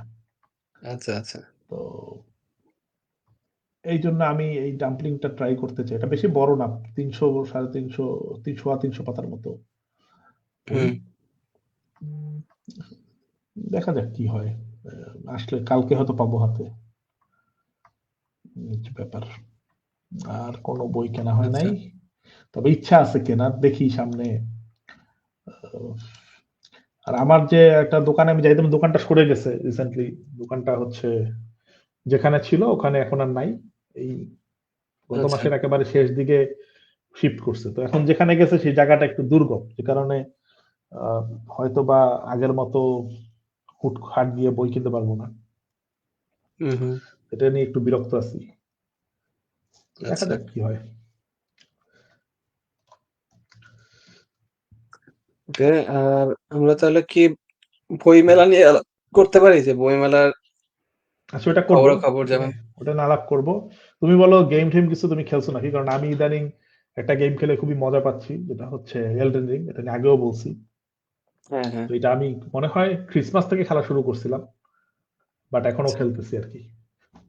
হুম, হুম। না, প্রতিদিনই আমি নতুন কিছু আসলে সিক্রেট গেম আনলক ওরকম করি। ভাবে কোনোটাই খেলা হয় নাই।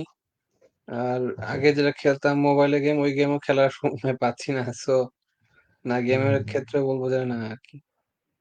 খেলবা, ভার্সিটিতে গিয়ে তোমার টেবিল টেনিস টেনিস পাইলে খেলবা, ক্ষতি কি? ভাই কলেজ কি ভার্সিটিতে বলে, টেবিল টেনিস আছে কিনা আমি শিওর না, তবে আছে আছে। জিমে যাইতে হবে। দেখি, জিমের সাবস্ক্রিপশন ওরা টাকা ঠিকই নিচ্ছে, কিন্তু আমি তো যাচ্ছি না। হ্যাঁ হ্যাঁ, যাও জিম টিমে যাও, ভুড়ি টুড়ি সাইজ করো, 1 প্যাক থেকে 3 প্যাক বানাও। আমরা ভুঁড়ি যারা মনে আছে, করো তবে ভুঁড়ি অনেক কমে গেছে আর কি এখন। ও না বলো কি, খেতে শিট! খেতে। আমি তো তোমাকে আমার দলে ভাবছিলাম, এই যে বুড়িয়ালা লোক, ঠিক আছে। আমাদের তো আর তোমারই হবে না, 6 প্যাক হবে না। তা আমাদের হচ্ছে 1 প্যাক হ্যাঁ। থেকে 3 প্যাক হবে, 9 প্যাক হবে, বুঝছো তো? আচ্ছা। অড প্যাক হবে, আমাদের হচ্ছে ইভেন প্যাক হবে না। মানে ভুঁড়িতে যতবার ভাঁজ পড়বে ওইটাই হচ্ছে প্যাক, বুঝছো? হ্যাঁ, হ্যাঁ, হ্যাঁ। এখন আর কি। আহ, আচ্ছা, বই মেলায় তাহলে যাওয়া যায়। বই মেলা তো শেষ হয়ে গেল। হ্যাঁ, বই গতকালকে মনে মেলা হয় শেষ হয়েছে। শেষ হয়ে গেছে, বাট এবারের বই মেলায় আসলে অমন খুব বেশি বই যে বের হয়েছে যে কিনতেই হবে এরকম, সেরকম আমার মনে হয় নাই আচ্ছা। ব্যক্তিগতভাবে। এখন তোমার কি এরকম কোনো টার্গেট আছে যেটা তুমি কিনতে চাইছিলা বা কিনতে পারো নাই, হয়তো সামনে কিনবা? উম না, আমি যেগুলা বই আর কি মনে হয়েছে দেখে যে হয়তো ভালো হবে, ওগুলা অলরেডি কেনা হয়েছে। এছাড়া আরো কিছু বই হয়তো কিনতে চাই, মানে যদি আনাইতে পারতাম তাহলে হয়তো কিনাইতাম আর কি, কিন্তু সেরকম হুম একটা লিমিটেশন লিমিটেশন তো থাকেই। ওই হুম হুম লিমিটেশনের হুম। কারণে আর কি সব বই কেনা সম্ভব হয় নাই। যেমন হচ্ছে আচ্ছা। তোমার মেলার শেষের দিকে মনে হয় একটা বই আসছে, তোমার বই। তুমি ছিলা ওর মধ্যে আর কি। হুম হুম। নামটা জানি কি ছিল ওটা, মহাজাগতিক নাকি? মহাজাগতিক, হ্যাঁ। হ্যাঁ, ওটার একটা ইচ্ছা ছিল, কিন্তু ওটা তো মনে হয় দেরি করে আসছে আর কি, হুম সেজন্য হুম হুম। ওটা আর কেনা হয় নাই। হ্যাঁ, সে কিনবা কারণ তো ইম্পর্টেন্ট কিছু না। আচ্ছা। আচ্ছা। তারপর আর হচ্ছে এছাড়া উম, না, এছাড়া ওরকম ভাবে আমার মাথায় আসতেছে না যে কিনতেই হবে বা এরকম কোনো কিছু আর কি বই। আচ্ছা, আমি যেটা হয়েছে যে তোমার, আমি এখনো স্বপ্ন দেখি যে বই ঠই আনাবো আমি কুরিয়ার করে, ঠিক আছে। যদিও তাতে হুম, প্রচুর হুম। খরচ, বাট আমি হ্যাঁ। হয়তো সামনে একটা ঝুঁকি নিলেও নিতে পারি সেটা। কারণ মানুষকে বলে বলে আসলে আমি ক্লান্ত। দেখা যায় যে প্রত্যেকেরই হুম, অসুবিধা থাকে, কিছু কিছু সমস্যা থাকে, রিকোয়েস্ট করতেও খারাপ লাগে। হ্যাঁ, তো সেটাই। সম্প্রতি আসলে একটু খোঁজ খবর নিয়ে পেলাম যেটা যে হয়তো বা আনানো সম্ভব, কিন্তু তাতে প্রায় 10-12 হাজার টাকা লেগে যাবে আর কি, কুরিয়ারই। আচ্ছা। ঠিক আছে, একবার চেষ্টা করে দেখা যেতে পারে, তেমন কোনো বিশাল ওকে। ব্যাপার না। তো এই দশ কারণে পনেরো হাজার আমি তো একটু তাও কম না। কম না, কম না, বাট ঠিক আছে, চেষ্টা করা যায়। হুম। এখন যেটা হয়েছে যে তোমার যেমন ধরো আমাকে যে ফিনল্যান্ড থেকে বইগুলা পাঠাইছে, ঠিক আছে, আমাদের যে ফ্রেন্ড, তাতে কিন্তু প্রায় 20 ইউরো লেগে গেছে। 20 ইউরো মানে হচ্ছে তোমার প্রায় 2-2.5 হাজার, 2 সোয়া 2 হাজার এরকম। হুম। কম না কিন্তু একেবারে। তো 2টা বই পাঠাইতে যদি এত খরচ হয়, দেন তোমার বই আনাইলে অসুবিধা নাই, প্রায় 20-25টা বই তো আনানো যাবে। তো এটাই ভাবতেছি আর কি। যাই হোক, এখন যেটা হয়েছে যে আহ, কিছু লিস্ট আমি করছি, তো এইখানের মধ্যে যে এবারের বইমেলার কিছু বই যেগুলো আছে সেগুলো তোমাকে বলতে পারি। যেমন ডায়াসপোরা ব্লুজটা তো খুব প্রশংসা শুনতেছি, আর মাসুদ ভাইয়ের হ্যাঁ হ্যাঁ, লেখা আমার অবশ্যই। হ্যাঁ, ভালোই আমি লাগে। ভুলে গেছিলাম, মাসুদুল হক ভাইয়ের দুইটা বই আর কি, দুইটার হ্যাঁ, একটাও কেনা হয় নাই। তো তবে এই ওগুলো মনে হয় বেশ কারণে ছোট ছোট ছোট ছোট বই আর কি, তাই না? ছোট বই, তুলনামূলক ছোট বই, হ্যাঁ। তারপরে অসচরাচর আরেকটা বই ওনারই, এই হুম। দুইটা আমার আনানোর ইচ্ছা ছিল, যদি আনাই সামনে হয়তো ট্রাই করব। আচ্ছা। মায়া প্রসূনটা আনার ইচ্ছা আছে, তো দেখি, এটা আমি শিওর না এখনো, যেহেতু অনুবাদ বই, বাট হয়তো বানাইতে পারি।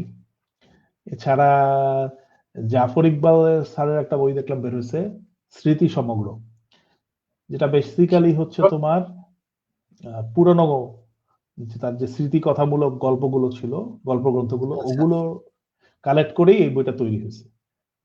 আচ্ছা। আমার যেহেতু ওই সবগুলো বই নাই, বা একটা দুইটার বেশি নাই, তো আমার হচ্ছে মনে হচ্ছিল যে এই বইটা আসলে একটা কালেকশন হিসেবে ভালো হইতে পারে। আচ্ছা। এছাড়া প্রতিবাস্তব স্বপ্ন ও স্মৃতি এখনো নিতে পারি নাই, এটা নেওয়ার ইচ্ছা আছে। দেন হচ্ছে ও হ্যাঁ, তোমার প্রতিবছর। হ্যাঁ, এছাড়া তোমার আরো কিছু কমিক্স বের হয়েছে, যেমন ধরো অভিশপ্ত 27 বলে একটা কমিক্স বের হয়েছে।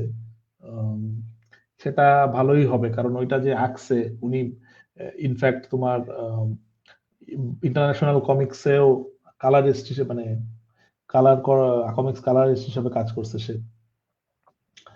আহ, এছাড়া হচ্ছে আসিফুর রহমান। তোমার আসিফুর রহমান, হ্যাঁ। হুম। এছাড়া তোমার হচ্ছে উম, ইসে বাতিঘর থেকে একটা বই বেরোছিল, মুখোশের দিন বৃষ্টির রাত, যেটা রাইটার হচ্ছে তোমার সুহান রেজওয়ান। সাক্ষী ছিল শিরস্তান আচ্ছা। বলে একটা বই লিখে সে হিট হয়েছিল বেশ। তো এই বইটা আমার পড়ার ইচ্ছা ছিল, হুম। বাট যদি জানি না, হয়তো শেষ মুহূর্তে গিয়ে বাধ্য চলে যেতে পারে। এছাড়া বাতিঘর থেকে, মানে বাতিঘর বলতে বাংলা বাংলা মোটর বাতিঘর যেটা, এখান থেকে হুম। দেখলাম আরো কিছু বই তারা ভারতীয় বই রিপ্রিন্ট করছে। এর মধ্যে একটা দেখলাম যে সম্মাত্রানন্দ বলে একজন রাইটার আছে, ওনার একটা বই খুব হিট হয়েছিল, নাস্তিক পণ্ডিতের ভিটা, যেটা হচ্ছে তোমার অতীশ দীপঙ্করকে নিয়ে লেখা হয়েছিল। অতীশ আচ্ছা। দীপঙ্করের নাম হয়তো তুমি শুনছো। হ্যাঁ তো হ্যাঁ। ওনার ইতিহাস বা ওনার উপর বেস করে আর কি, এটা নন ফিকশনালাইজ নন ফিকশন টাইপের একটা ব্যাপার স্যাপার, আহ, আচ্ছা। বা ফিকশনই হয়তো পুরাটা। তো এই বইটা আমি দেখলাম যে বের হয়েছে বাতিঘর থেকে, তো এটা হয়তো না হইতে পারতো। আম, গত বছর একটা বই আনাইছিলাম, না জানি তার আগের বছর, এটার নাম ছিল কুনালের চোখ। হুম। কুনালের চোখ বইটা ছিল তোমার আহ, মানে কি বলে এটাকে, একটু ফ্যান্টাসি টাইপের, আবার হচ্ছে একটু ঐতিহাসিক পটভূমিকার এরকম একটা ব্যাপার মিশেল একটা উপন্যাস ছিল, আচ্ছা। যেটা সম্রাট অশোকের সময়কাল, ওই সময়টা ধরার চেষ্টা করছে। হুম ওই হুম। বইটার একটা সিকুয়েল বের হয়েছে বছর, নবম বলে, নহরি প্রকাশনী থেকে। তো ওই বইটা হয়তো নিতে পারতাম। আচ্ছা। দেন তোমার ইন্দুবালা ভাতের হোটেল লো বাতিঘর থেকে রিপ্রিন্ট করছে, এটার আচ্ছা। সিরিজটা আমি দেখছি বাংলা, বাট বইটা পড়ার ইচ্ছা ছিল, কারণ বইটার না শুনছি লেখনী বেশ ভালো। আচ্ছা। আচ্ছা। দেন মৃত কৈটব বলে একটা বই এই যে বাংলা বাজার বাতিঘর থেকে প্রকাশ করছে, ওটাও ভারতীয় একজন রাইটারের বই, সুপার ন্যাচারাল। এটা রিভিউ আচ্ছা। দেখছিলাম এক ভারতীয় চ্যানেলে, কোথায় জানি। তো সম্ভবত বই পড়বো বলেতেই দেখছি, হ্যাঁ। তো ওইখানে হচ্ছে তোমার এইটা দেখে মনে হয়েছিল যে বইটা ভালো হইতে পারে, তো এটা ইচ্ছা হুম। ছিল। জলপাই বনের ঠিকানায়, এটা ভ্রমণ কাহিনী। উম, তো সেই বইটা হয়তো দেশে থাকলে নিতাম। দেন হচ্ছে তোমার মোহাম্মদ নাজিম উদ্দিনের দুইটা বই বেরোছে, একটা হচ্ছে কন্ট্রোল এবছর বেরোছে, আর নেক্সটটা বেরোছিল গত বছর। এই দুটা আমার পড়া হয়নি, যেহেতু সিরিজটা কন্টিনিউ করছি, তো পরের কাহিনীটা পড়ার ইচ্ছা ছিল। আমার ধারণা আচ্ছা। ছিল হয়তোবা, হ্যাঁ হয়তোবা নেক্সট বইটা হয়তোবা আহ, কি বলে বইঘর অ্যাপ বা হচ্ছে তোমার কি বলবো, বইটই অ্যাপে হয়তো আসবে ভাবছিলাম, কিন্তু আসে নাই। আচ্ছা। আসলে ভালো হতো, তাহলে কেনা যেত সহজে। দেন তোমার হচ্ছে উম, এই তো মোটামুটি। এছাড়া আমি একটা ইয়া দেখলাম, তৌহিদুল ইকবাল সম্পদের নাম মনে হয় শুনছো? হ্যাঁ তো হ্যাঁ, নিশাচর। উনি, হ্যাঁ, দুর্জয়ের লেখক, হুম আর্টিস্ট। উনি একটা নতুন একটা ইয়ে আনছে, উনি অন্য একটা পাবলিকেশন থেকে সম্ভবত ওনার হুম ওনার হুম নিজস্ব পাবলিকেশন, ওখান থেকে হচ্ছে একটা কমিক্স আনছে, নিশাচর। হুম। প্রথম Bangladeshi spy thriller comics type, মানে উনি এটা আর কি বলতেছে।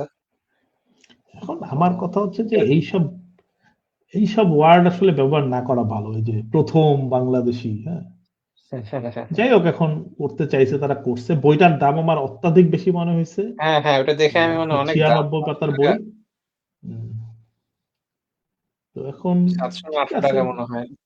তারা রাখতে চাইছে রাখছে, কি আর করার। হুম, আমি জানি না প্রাইসিং তারা কোন হিসাবে করে বাংলাদেশে। পৃথিবীর অনেক অনেক দেশে আছে তোমার বইয়ের সাইজের উপর দাম ডিপেন্ড করে না। যেমন আমি হুম, হচ্ছে যে রিসেন্টলি কিছু কমিক্স দেখে আমার কিনতে ইচ্ছে হয়েছিল, বাট দাম দেখলাম যে কম না একেবারে। যেমন ধরো একটা বই ছিল পাল্প বলে, একটা ওয়েস্টার্ন ধাঁচের একটা কমিক্স আছে, যেটা প্রায় 12-13 ইউরো পড়ে যাবে কিনতে, যে কারণে আমি এখনো কিনি নাই, হয়তো অ্যাড করে আচ্ছা, রাখছি, কিনি নাই। কিন্তু এটা বইটা মাত্র 80 পাতার বই, ঠিক আছে। এখন আচ্ছা। তুমি ধরো আমি একটা যদি ব্যাটম্যানের কমিক্স কিনি, ধরো এই যে ব্ল্যাক মিরর যেটা কিনছে, এটা প্রায় 300-350 পাতার বই, কালার বই, হুম, এবং এইটার দামও হুম, ধরো এরকম 15, 13, 14, 15 টাকায় পাওয়া যাবে, ঠিক আছে। হুম, হুম, তা আমার কথা হচ্ছে যে ঠিক আছে, বিদেশে এটা চলে, কিন্তু দেশে তো এরকম অবস্থা না। সেখানে তুমি হঠাৎ করে হুম, একটা পাবলিকেশন এসে তুমি যদি একটা বইয়ের দাম এত বেশি দাও, ওইটা তো মানুষ ওইভাবে করে কালেক্ট করবে না। না, কারণ তোমার যারা কম্পিটিটর তারা তো এত বেশি দাম রাখতেছে না, তাই হুম, না? হুম, তো এখন সেটাই। জানি না তারা কোন হিসাবে এটা করছে। যদিও তৌহিদুল ইকবাল সম্পদ হচ্ছে বাংলাদেশের অন্যতম সেরা কমিক্স আর্টিস্ট।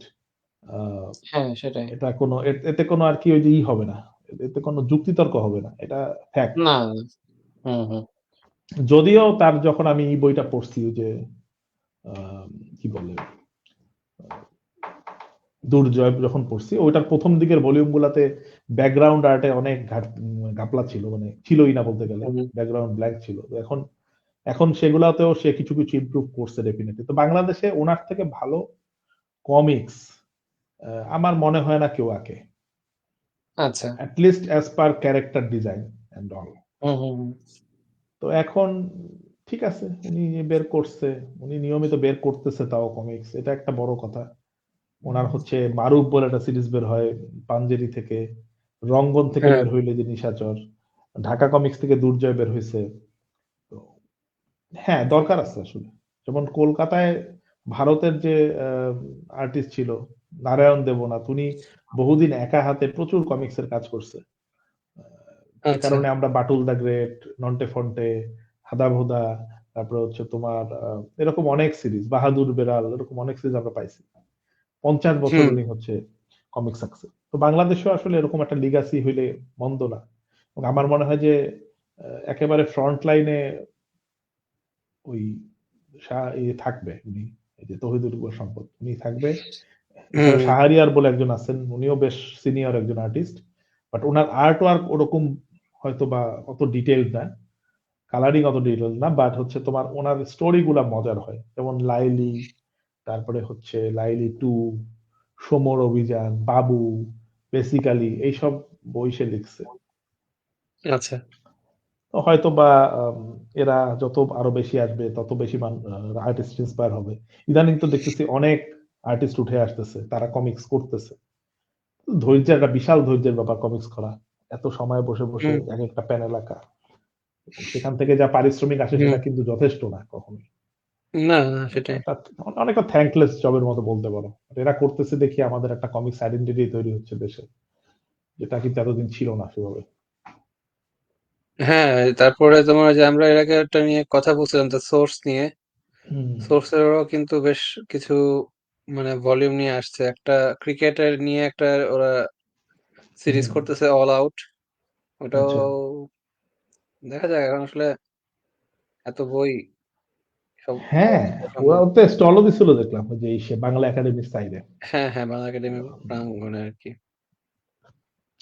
তো যাই হোক করতেছে সবাই নিজে, আসলে কমিক্স নিয়ে যে তোমার এটা নিয়ে শুরু করাটা ছিল সব থেকে ইম্পর্টেন্ট বাংলাদেশে। বাংলাদেশে এটা দিয়ে শুরু করাটা ছিল সব থেকে চ্যালেঞ্জিং, যেটা ঢাকা কমিক্স একটা সময় করছে।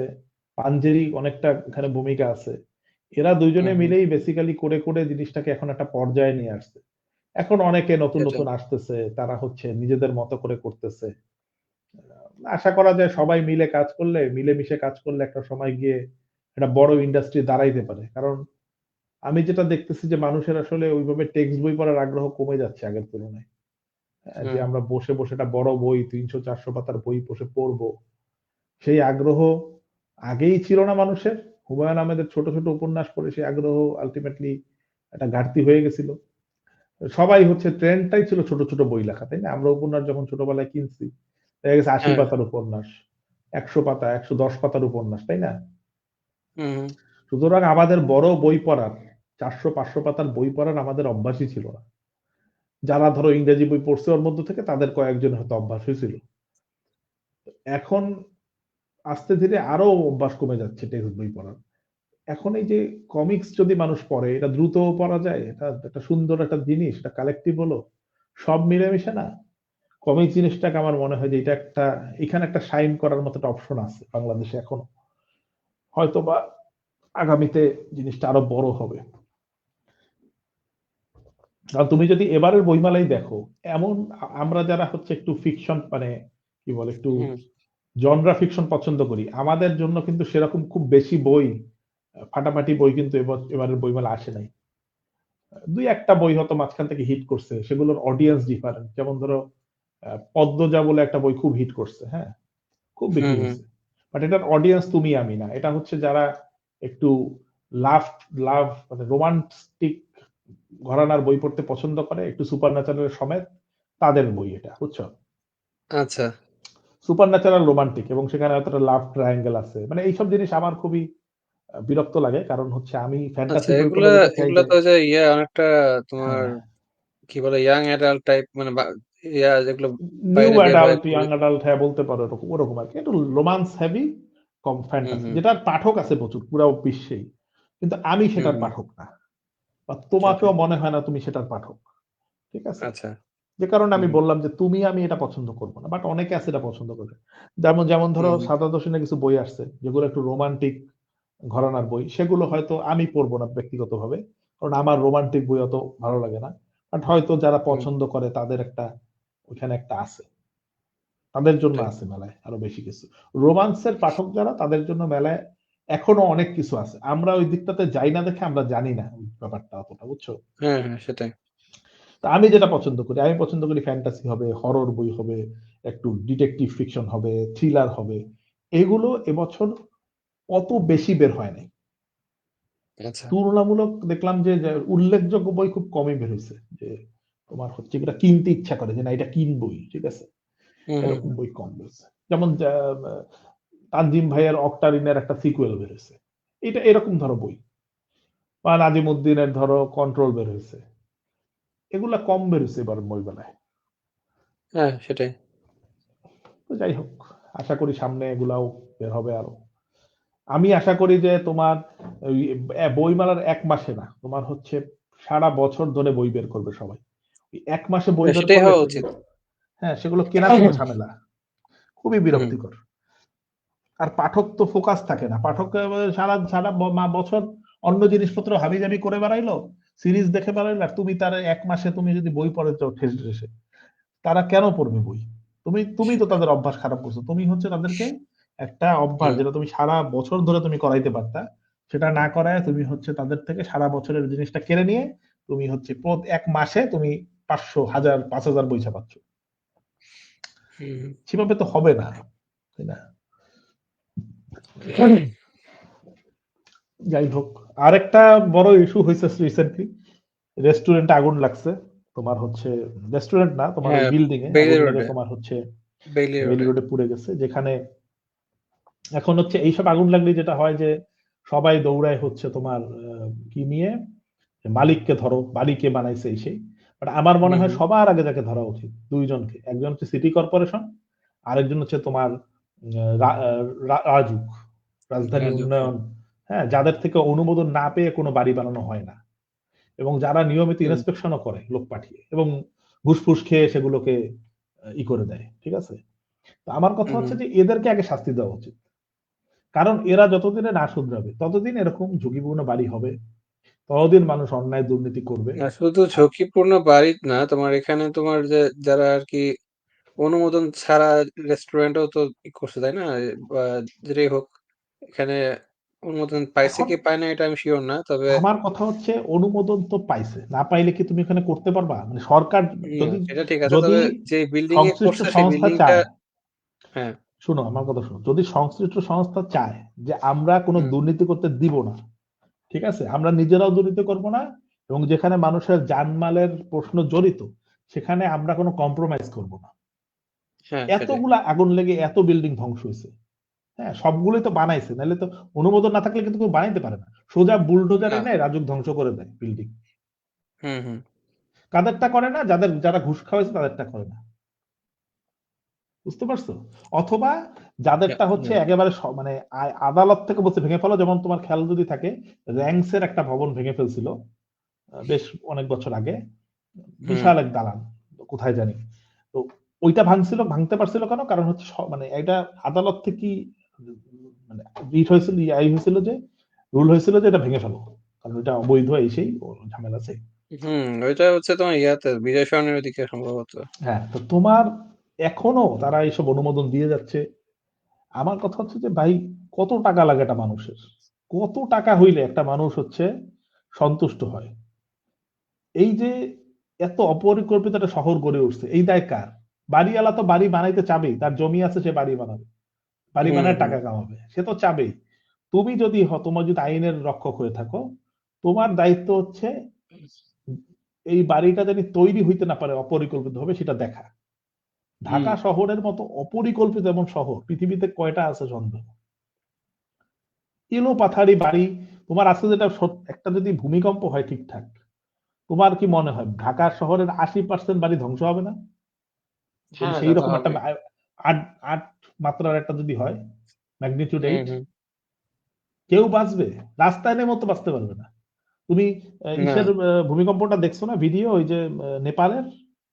না দেখিনি। রাস্তায় নামছে, রাস্তার উপর বাড়ি পড়ছে থাপাস করে। আচ্ছা। এখন আমাদের যে বাড়ি, গায়ে গায়ে লাগানো বাড়ি, একটা বাড়িও তো হুম, হুম। মানে টিকতে পারবে না, একটা পড়লে আরেকটাও পড়বে। সেটাই। তা তুমি একটা শহর কিভাবে এত অপরিকল্পিত ভাবে তুমি তৈরি হইতে দিতে পারো? মানে মানুষ টাকা দিল আর আমি অনুমোদন দিয়ে দিলাম, মানে এই তাহলে আমি কেন এখানে চাকরি করতেছি? সেটাই। এত দুর্নীতি, এত, এটা অসম্ভব, অসম্ভব, এইভাবে আসলে চলতে পারে না। আমার মনে হয় এই বাড়িওয়ালা এবং হচ্ছে তোমার এই মানে বাড়িওয়ালাদের শাস্তি হওয়ার আগে, বা যারা বিল্ডার্স, এদের শাস্তি হওয়ার আগে, আগে হচ্ছে যে রাজুক এবং সিটি কর্পোরেশন, এদের শাস্তি হওয়া উচিত। হ্যাঁ, সেটা তো কারণ অবশ্যই। তারপরে একটা খবরে আসছে যে, নিউজ ফিডে আসছে যে একজন স্থপতি, তার হ্যাঁ, হ্যাঁ, ওটা দেখছি আমি। বানানো যে বিল্ডিং, ওখানে সে আর কি বলছে যে ওই রেস্টুরেন্টে না যেতে আর কি। কারণ হুম, হচ্ছে হুম, হুম, ওখানে তোমার ওই ভিতরে বিল্ডিং, সরি, বিল্ডিং কোড ঠিক মতো হুম, হুম, ঠিক মতো মানা হয় নাই। বিল্ডিং কোড ভিতরে হুম, তোমার হুম। ফায়ার ফায়ার কি বলে, প্রিকশনের জন্য এস্কেপ যে নাই, যা যা ছোট দরকার নাই। ওগুলো করা হয় নাই। হ্যাঁ, হ্যাঁ, হ্যাঁ, তো হ্যাঁ। সেটাই হচ্ছে কথা, যে যারা হচ্ছে রেসপন্সিবল, তারা যদি এটা তাদের রেসপন্সিবিলিটিটা ঠিক মতো না করে, মেনটেন না করে, তাহলে তো আসলে এটা মানে এক্স্যাক্টলি, এক্স্যাক্টলি। ভবিষ্যতের জন্য আরেকটা খারাপ। জিনিস দেখবা, যখনই এইসব হয়, অগ্নিকাণ্ড হয়, এরা তখন সাধু হয়ে যায়। বলে হ্যাঁ এগুলো তো অনুমোদন নেই, এগুলো কেন বানায় এসে, কেন বানায় মানে তুই অনুমোদন দিছিস দেখি বানাইতে পারছে, না হলে কেমনে বানাইতো? হ্যাঁ, সরকারি সেটাই। ভাবে তোর যদি অনুমোদন না থাকে, কারো তো সাধ্য নাই কারো বাবা যে তোমার শহরে একটা বাড়ি বানাবে, হুম, একটা হুম। ভিত স্থাপন, একটা ভিত গাড়ানো তোমার সাধ্য নাই কারো, যদি ওইটা কাগজপত্রে সঠিকভাবে সাইন না হয়ে আসে। বুঝতে পারছো কি বলছি? হ্যাঁ, সেটাই। তাহলে ওই যে যদি এরকম করে গিয়ে বুলডোজার দিয়ে ভাঙবে, এবং তুমি জানো কিনা যাদের বাড়ি বাড়ি এরকম ভাঙা হয় বুলডোজার দিয়ে করা হয়, ডিস্ট্রয় করে রাজুক বা হচ্ছে সিটি কর্পোরেশন, এই ভাঙচুরের জন্য যে টাকা, সেই টাকাও কিন্তু ওই মালিককেই দিতে হয়। আচ্ছা। সো আলটিমেটলি এদেরকে কোনো কিছুই যায় না, এরা পয়সাও খাবে, এরা ভাঙবেও, ঠিক আছে, এরা হচ্ছে ওই পয়সাও নিবে হচ্ছে মালিকের থেকে। আচ্ছা। এগুলো হচ্ছে আসল শয়তান, ঠিক আছে, আলটিমেটলি হুম। এগুলা আসলে সরকারি স্বায়ত্ত শাসনে রাখার দরকার নেই, এগুলা তোমার ওই প্রাইভেট করে দেওয়া ভালো। প্রাইভেট করে দিলে সব লাইনে চলে আসবে প্রাইভেট কোম্পানি। হুম, হুম। যাই হোক, এখন একটা দেশ, সেটাই। এই দেশ কিভাবে টিকবে আমি জানি না। হচ্ছে এত দুর্নীতি, এত অন্যায়, এগুলা উচিত না করা। মানুষ, একটা ভালো একটা মানুষ কিভাবে এখানে থাকবে নিরাপদ ভাবে? হ্যাঁ, মানে মানুষ কেন বিদেশে যায়? ঠিক আছে, সত্যি কথা সেটাই। বলতে এমনি এমনি তো যায় না। এটা নিজের দেশ ছেড়ে, নিজের দেশ যদি সেরকম ভাবে একটা ভালো হইতো। হুম, হুম। অনেকে বলে যে ধরো আহ, হ্যাঁ তুমি থেকে দেশের উন্নয়ন করো, সম্ভব না তো, তুমি কিভাবে করবা? সব করাপ্টেড। তুমি হচ্ছে একটা ভালো কাজ করতে যাবা, মানুষ তোমাকে হচ্ছে আটকায় দিবে। হুম। তুমি একটা ড্রাইভিং লাইসেন্স নিতে যাও, তুমি ঘুষ না দিলে তোমার ড্রাইভিং লাইসেন্স হবে না ঠিকভাবে সময় মতো। আচ্ছা। ঠিক আছে, তো আলটিমেটলি তুমি কিভাবে চলবা? যারা হচ্ছে বাইরে যাচ্ছে তারা অনেকেই দেখবা যে কেবলমাত্র যে তোমার একটা কি বলে নিরাপদ জীবন বা একটা উন্নত জীবনের তাগিদে, তাও না। অনেকে এরকম আছে যারা হচ্ছে পারতেছে না থাকতে, ওইভাবে অসৎভাবে থেকে থেকে ক্লান্ত হয়ে গেছে, হুম, কোনোভাবে হুম। একটা বাঁচার পথ খুঁজতে হয়তো দেশ থেকে চলে গেছে, কারণ ওই পরিবেশ তার আর সহ্য হচ্ছে না। বুঝতে পারছো? তো সেটাই যাই হোক, আরকি। যারা মারা গেছে তাদের তো মানে এখন আমরা যাই বলি তারা তো গেছে মারা। ইনফ্যাক্ট আমার এক হ্যাঁ, এটা এক্স তো আর কলিগও ফিরিয়ে আনা সেখানে যাবে না। ছিল। এক্স্যাক্টলি, আমার এক পুরনো কলিগও ওর মধ্যে ছিল আর কি, যে মারা গেছে ওর মধ্যে। তো মারা গেছেন উনি? হ্যাঁ, আলটিমেটলি আমরা যাই বলি তারা তো আর ফিরে আসবে না। কিন্তু হুম, কথা হুম। হচ্ছে যে এইসব যারা অন্যায় যারা করে, এই বাড়ির মালিক ফালিকের এইসবের রেস্টুরেন্টের মালিক অমুক তমুক এদের আগে আগে হচ্ছে রাজধানী উন্নয়ন কর্পোরেশন রাজুক, আর হচ্ছে সিটি কর্পোরেশন, এদের শাস্তি হওয়া উচিত। এরা হচ্ছে হুম, 100% ভাবে অন্যায়। এরা যদি বলে যে এই হচ্ছে তোমার ই হয়েছে, আইন ছাড়া বানাইছে, এদেরকে ধরে আগে বাঁশডলা দেওয়া উচিত। আইন ছাড়া কিভাবে বানায়? তোরা আসিস কি করতে? সেটাই। দুর্ঘটনা ঘটে গেলে তারপর তোমরা এসে বাণী লেকচার বাণী দিয়ে যাবা, তাহলে তোমাদের রাইখে লাভটা কি হচ্ছে? সরকার এই যে টাকা, মানুষের ট্যাক্সের টাকা, এগুলা চলে সব। সুতরাং সবার অধিকার আছে এটা নিয়ে বলার। তুমি কিছু একটা বললেই তুমি হচ্ছে সরকার বিরোধী হয়ে গেলা, অমুক হয়ে গেলা, তমুক হয়ে গেলা, কেন? হুম, তুমি হুম। দেশের ভালো চাও, সরকারেরও দেশের ভালো চাওয়া উচিত, এসব অন্যায় হুম, দুর্নীতিবাজকে অবশ্যই। শাস্তি দেওয়া উচিত, তাই না? হুম, হুম। সেটাই। তুমি তো কিন্তু আমি আমি কোনো দল করি না, তুমি কোনো দল করো না, আমরা তো ভোটও দেই না, আলটিমেটলি লাভ কি? কোনো লাভ তো নাই। সেটাই। আসলে এখন যাক, হতাশার কথা বলে লাভ নাই। এটা আরকি না তাও সবাই। বললাম কারণ কি দেখো, হুম, মানুষ আসলে ওই দৌড়ায় যে যে যেটা দেখায় চোখের সামনে, অমুক বাড়ি, সে বাড়ি বানিয়েছে অবৈধভাবে, হ্যাঁ, ওই দিকে দৌড়ায়, আসল দিকে কেউ যায় না। ঠিক আছে, যে কারণে মনে হ্যাঁ, হইলো যেটা বলা দরকার। না যাক, সেটাই ওটা বাদ দাও। সমস্যার মূল। হ্যাঁ, হ্যাঁ, সমস্যার মূলে কুঠারাঘাত করতে হবে। সেটাই হচ্ছে কথা। উঠার আঘাত মূল উপরে ফেলতে হবে পুরা। এইটাই হচ্ছে এই যে ইনজাস্টিসের কাহিনী, বুঝছো? ইনজাস্টিসে সুপারম্যান বলে যে না, আর কেউ কোনো অন্যায় দুর্নীতি করতে পারবে না, আমি সব খতম করে দিব, এবং ও গিয়ে উল্টাপাল্টা মারা শুরু করে পুরা ক্রিমিনালদের ধরে, বুঝছো? হ্যাঁ, পরে দেখা যায় যে এখন ব্যাটম্যান বলে যে তুমি যেদেরকে মারতেছো, এদেরকে তো মারার অধিকার তোমার নাই, তাহলে তোমার সাথে এদের তফাৎ থাকলো কি? Which is hmm, much hmm. True. কারণ আইন তুমি নিজের হাতে তুলে নিতে পারো না, হোয়াট এভার। না ও সেটাই। বলে না আমি এগুলো কোনো কিছু শুনতে চাই না। এই নিয়ে ক্লাশ, এই নিয়ে মারামারি একজনের সাথে আরেকজনের এই অবস্থা। তো এখন যাক বাদ দাও। এটা ছাড়া যেটা হইছে এই সপ্তাহে বা আগের সপ্তাহে সেটা হচ্ছে তোমার বিপিএল শেষ হইছে। বাংলাদেশ প্রিমিয়াম লীগ। আ হ্যাঁ, হ্যাঁ। তুমি নিশ্চয়ই জানো। এবং বিপিএলটা আমি জানি না তোমাদের ওখানে দেখা যায় কিনা YouTube থেকে। না, আমার যায় এখানে না। YouTube থেকে দেখা যায়, লাইভ দেখা যায়। সো আমি বিপিএলটা বেশ উপভোগ করছি। তো আচ্ছা, বিপিএল এ বরিশাল ফরচুন বরিশাল বলে একটি দল চ্যাম্পিয়ন হইছে। আচ্ছা যে ১ম দলের বারের মতো হচ্ছে সম্ভবত। হ্যাঁ? সম্ভবত ১ম বারের মতো নাকি? প্রবাবলি। হুম, হুম। প্রথমবারের মতোই মনে হয়। হ্যাঁ। আগের বার একবার হচ্ছে গেছিল মানে গতবারও মনে হয় ফাইনালে গেছিল কিন্তু ১ রানে হারছে। আচ্ছা, আচ্ছা। গতবার বা গতবারের আগের বার। আমি ঠিক সিওর না। তো এবারে আচ্ছা, যেটা আচ্ছা। মজা হইছে যে এই দলে যারা ছিল খেলোয়াড় ফরচুন বরিশালে তারা হচ্ছে সবাই ছিল যে জাতীয় দল থেকে উপেক্ষিত, বহিষ্কৃত, ঠিক আছে? এই ধরনের আচ্ছা, আচ্ছা। খেলোয়াড় ছিল। বা যাদেরকে একবার বের করে দিছে কোন কনস্পিরেসি করে বা হচ্ছে যাদেরকে মানে ঐচ্ছিকভাবে সুযোগ দেয় নাই, যাদের সাথে ঝামেলা করছে, যাদের নামে বদনাম করছে, এরকম। ঠিক আছে? আচ্ছা, এই আচ্ছা। যেমন ধরো তামিম ইকবাল, তারপরে হচ্ছে মাহমুদুল্লাহ রিয়াদ, মুশফিকুর রহিম এরা। আচ্ছা। এর সাথে তোমার ধরো সৌম্য সরকার, তারপরে তোমার এই যে মেহেদী হাসান মিরাজ। ইভেন হুম, হুম। তোমার পাকিস্তানি লিগে এরকম এক খেলোয়াড় ছিল আহমেদ শেহজাদ, যাকে পাকিস্তানি লিগ লিগ কোন দল নেয় নাই। এবং সে হচ্ছে আচ্ছা, খেপে গিয়া বলছে যে আমি আর পাকিস্তানি লিগে আর খেলবো না। ওই খেলোয়াড়কেও নিছে তারা। ঠিক আছে? আচ্ছা, আচ্ছা। দেন হচ্ছে তোমার আউট হয়ে গেছিল। এই যে সাইফুদ্দিন বলে একটা একজন বলার এবং বোলিং কাম ব্যাটিং ওই ছেলেটি হচ্ছে ইনজুরিতে আউট হয়ে গেছিল। ও আবার ইনজুরি থেকে ফেরত আসার পর ওকেও নিছে দলে। মানে যাদের কেউ নিত না তাদেরকে নিছে। বৃদ্ধ যারা, ঠিক আছে? যাদেরকে সবাই বাতিল করেছে। না এরা বুড়াদের দল হইছে এরকম বলছে। হুম, এরা হুম। হচ্ছে শেষে গিয়ে সিরিজ জিতে গেছে। বুঝছো? আচ্ছা, আচ্ছা।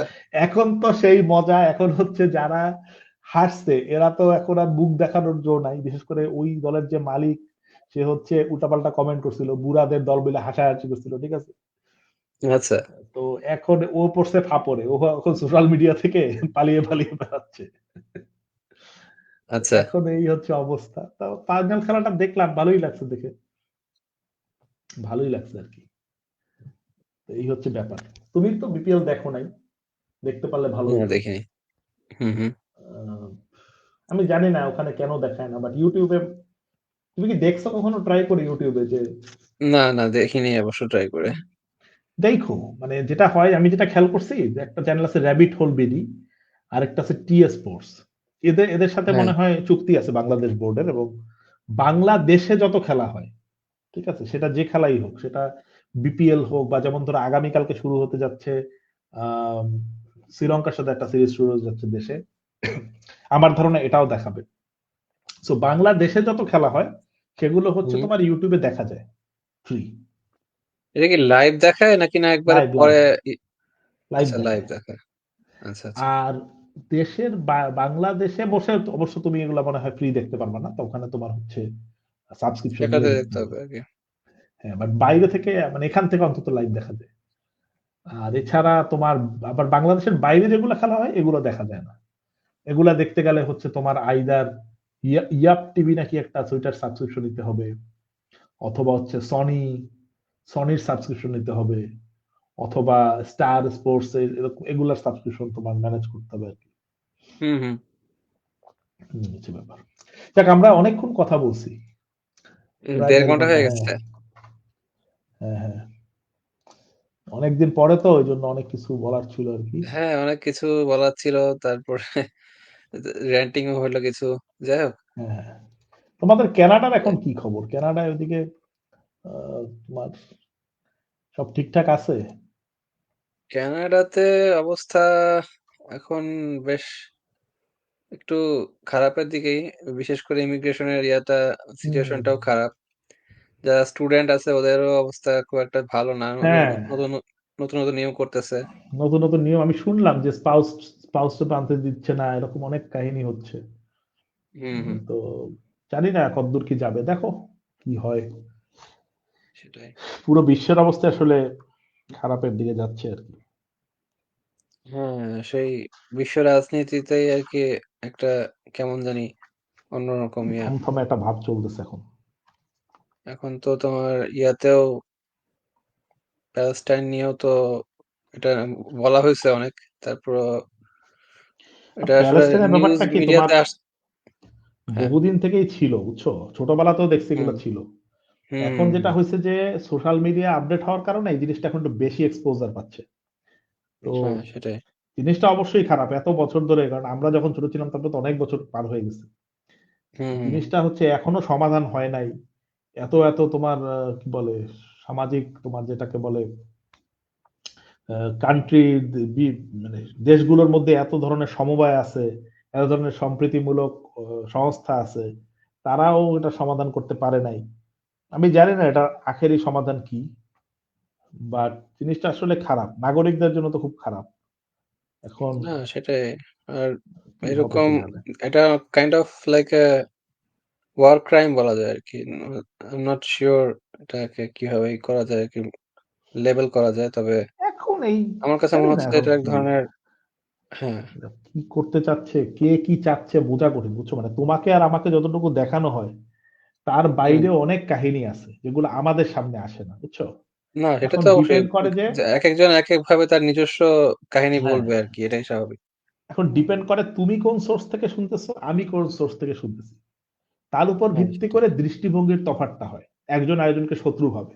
কিন্তু যুদ্ধের হুম। আসলে কিন্তু ওইভাবে কোনো মানে পক্ষ নাই যে সঠিক পক্ষ বলে কিছু নাই। যেকোনো যুদ্ধেরই। সব দিকেই কোনো মানে জঘন্য রকমের কোনো ব্যাপার আছে, বুঝছো? হ্যাঁ, সেটা ওই যে সেটাই। বলে না যে ইতিহাস যারা লেখে তারাই হচ্ছে তোমার আর কি সঠিক। বুঝতে পারছো? হ্যাঁ, সেই। তো এখন জানি না কি হবে। তবে মানুষ মারা যাচ্ছে জিনিসটা খারাপ। যে দেশের মানুষই মারা যায়। যুদ্ধ করে হুম। মরার মতো মানে বাজে আ মৃত্যু আর মনে হয় নাই। এখন না মানুষ সেটাই। লেবেল লাগায় শহীদ হয়ে গেছে, দেশের জন্য প্রাণ দিয়েছে। ওগুলো বড়, বড় কথা।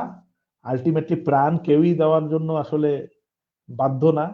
এবং প্রাণ দিলেই মহান হয়ে গেল এসবও ঠিক না। আল্টিমেটলি না, প্রাণ গেলে তো গেলই। তারপরে আর তোমার আর কি থাকলো, তাই না? সেই, সেই। এখন এই হচ্ছে ব্যাপার। তো যাই হোক, যাই হোক আমরা সিরিজে মানে পর্বের শেষে সবার শান্তি কামনা করতেছি। মানুষের হ্যাঁ, বোধোদয় সেটাই। হোক, তারা যুদ্ধ বন্ধ করুক, তারা আইন মেনে কাজ করুক, হ্যাঁ? বাড়ি-টাড়ি এভাবে না বানাক এবং ভালো থাকুক, সেটাই সুস্থ আরকি। থাকুক। যারা এইসব যেই ঘটনা ঘটতেছে তার শিকার যারা তাদেরকে তো আসলে আমরা আর ফিরে পাবো না। তবে তাদের আত্মার শান্তি কামনা করি। আর যারা হচ্ছে এ ধরনের আরকি অপরাধ করতেছে তাদের উম শুভ বুদ্ধির উদয় হোক সেটাই চাই আরকি আমরা। সেটাই, সেটাই। চলো আজকের মতো আমরা এখানেই বিদায় নিচ্ছি। যারা, হ্যাঁ, যারা শুনলেন বা শুনবেন তারা ভালো থাকেন এবং নিজের মধ্যে ওই কি বলে ভালো থাকার যে বা ভালো কাজ করার যে একটা স্পৃহা সেটা জাগিয়ে রাখেন। আসলে দেশ হুম, হুম। তো ভালোভাবে হবে না যদি সবাই ভালো না হয়। আমাদের না নিজেদের সেটাই। জায়গা থেকেই ভালো হইতে হবে আরকি। না হলে দেশ হ্যাঁ, ভালো হবে এটা আশা করা যায় না। না, না। ওকে, ঠিক আছে চলো। ঠিক আছে। ওকে। তাহলে দেখুন আবার। সবাইকে গুড বাই। টাটা।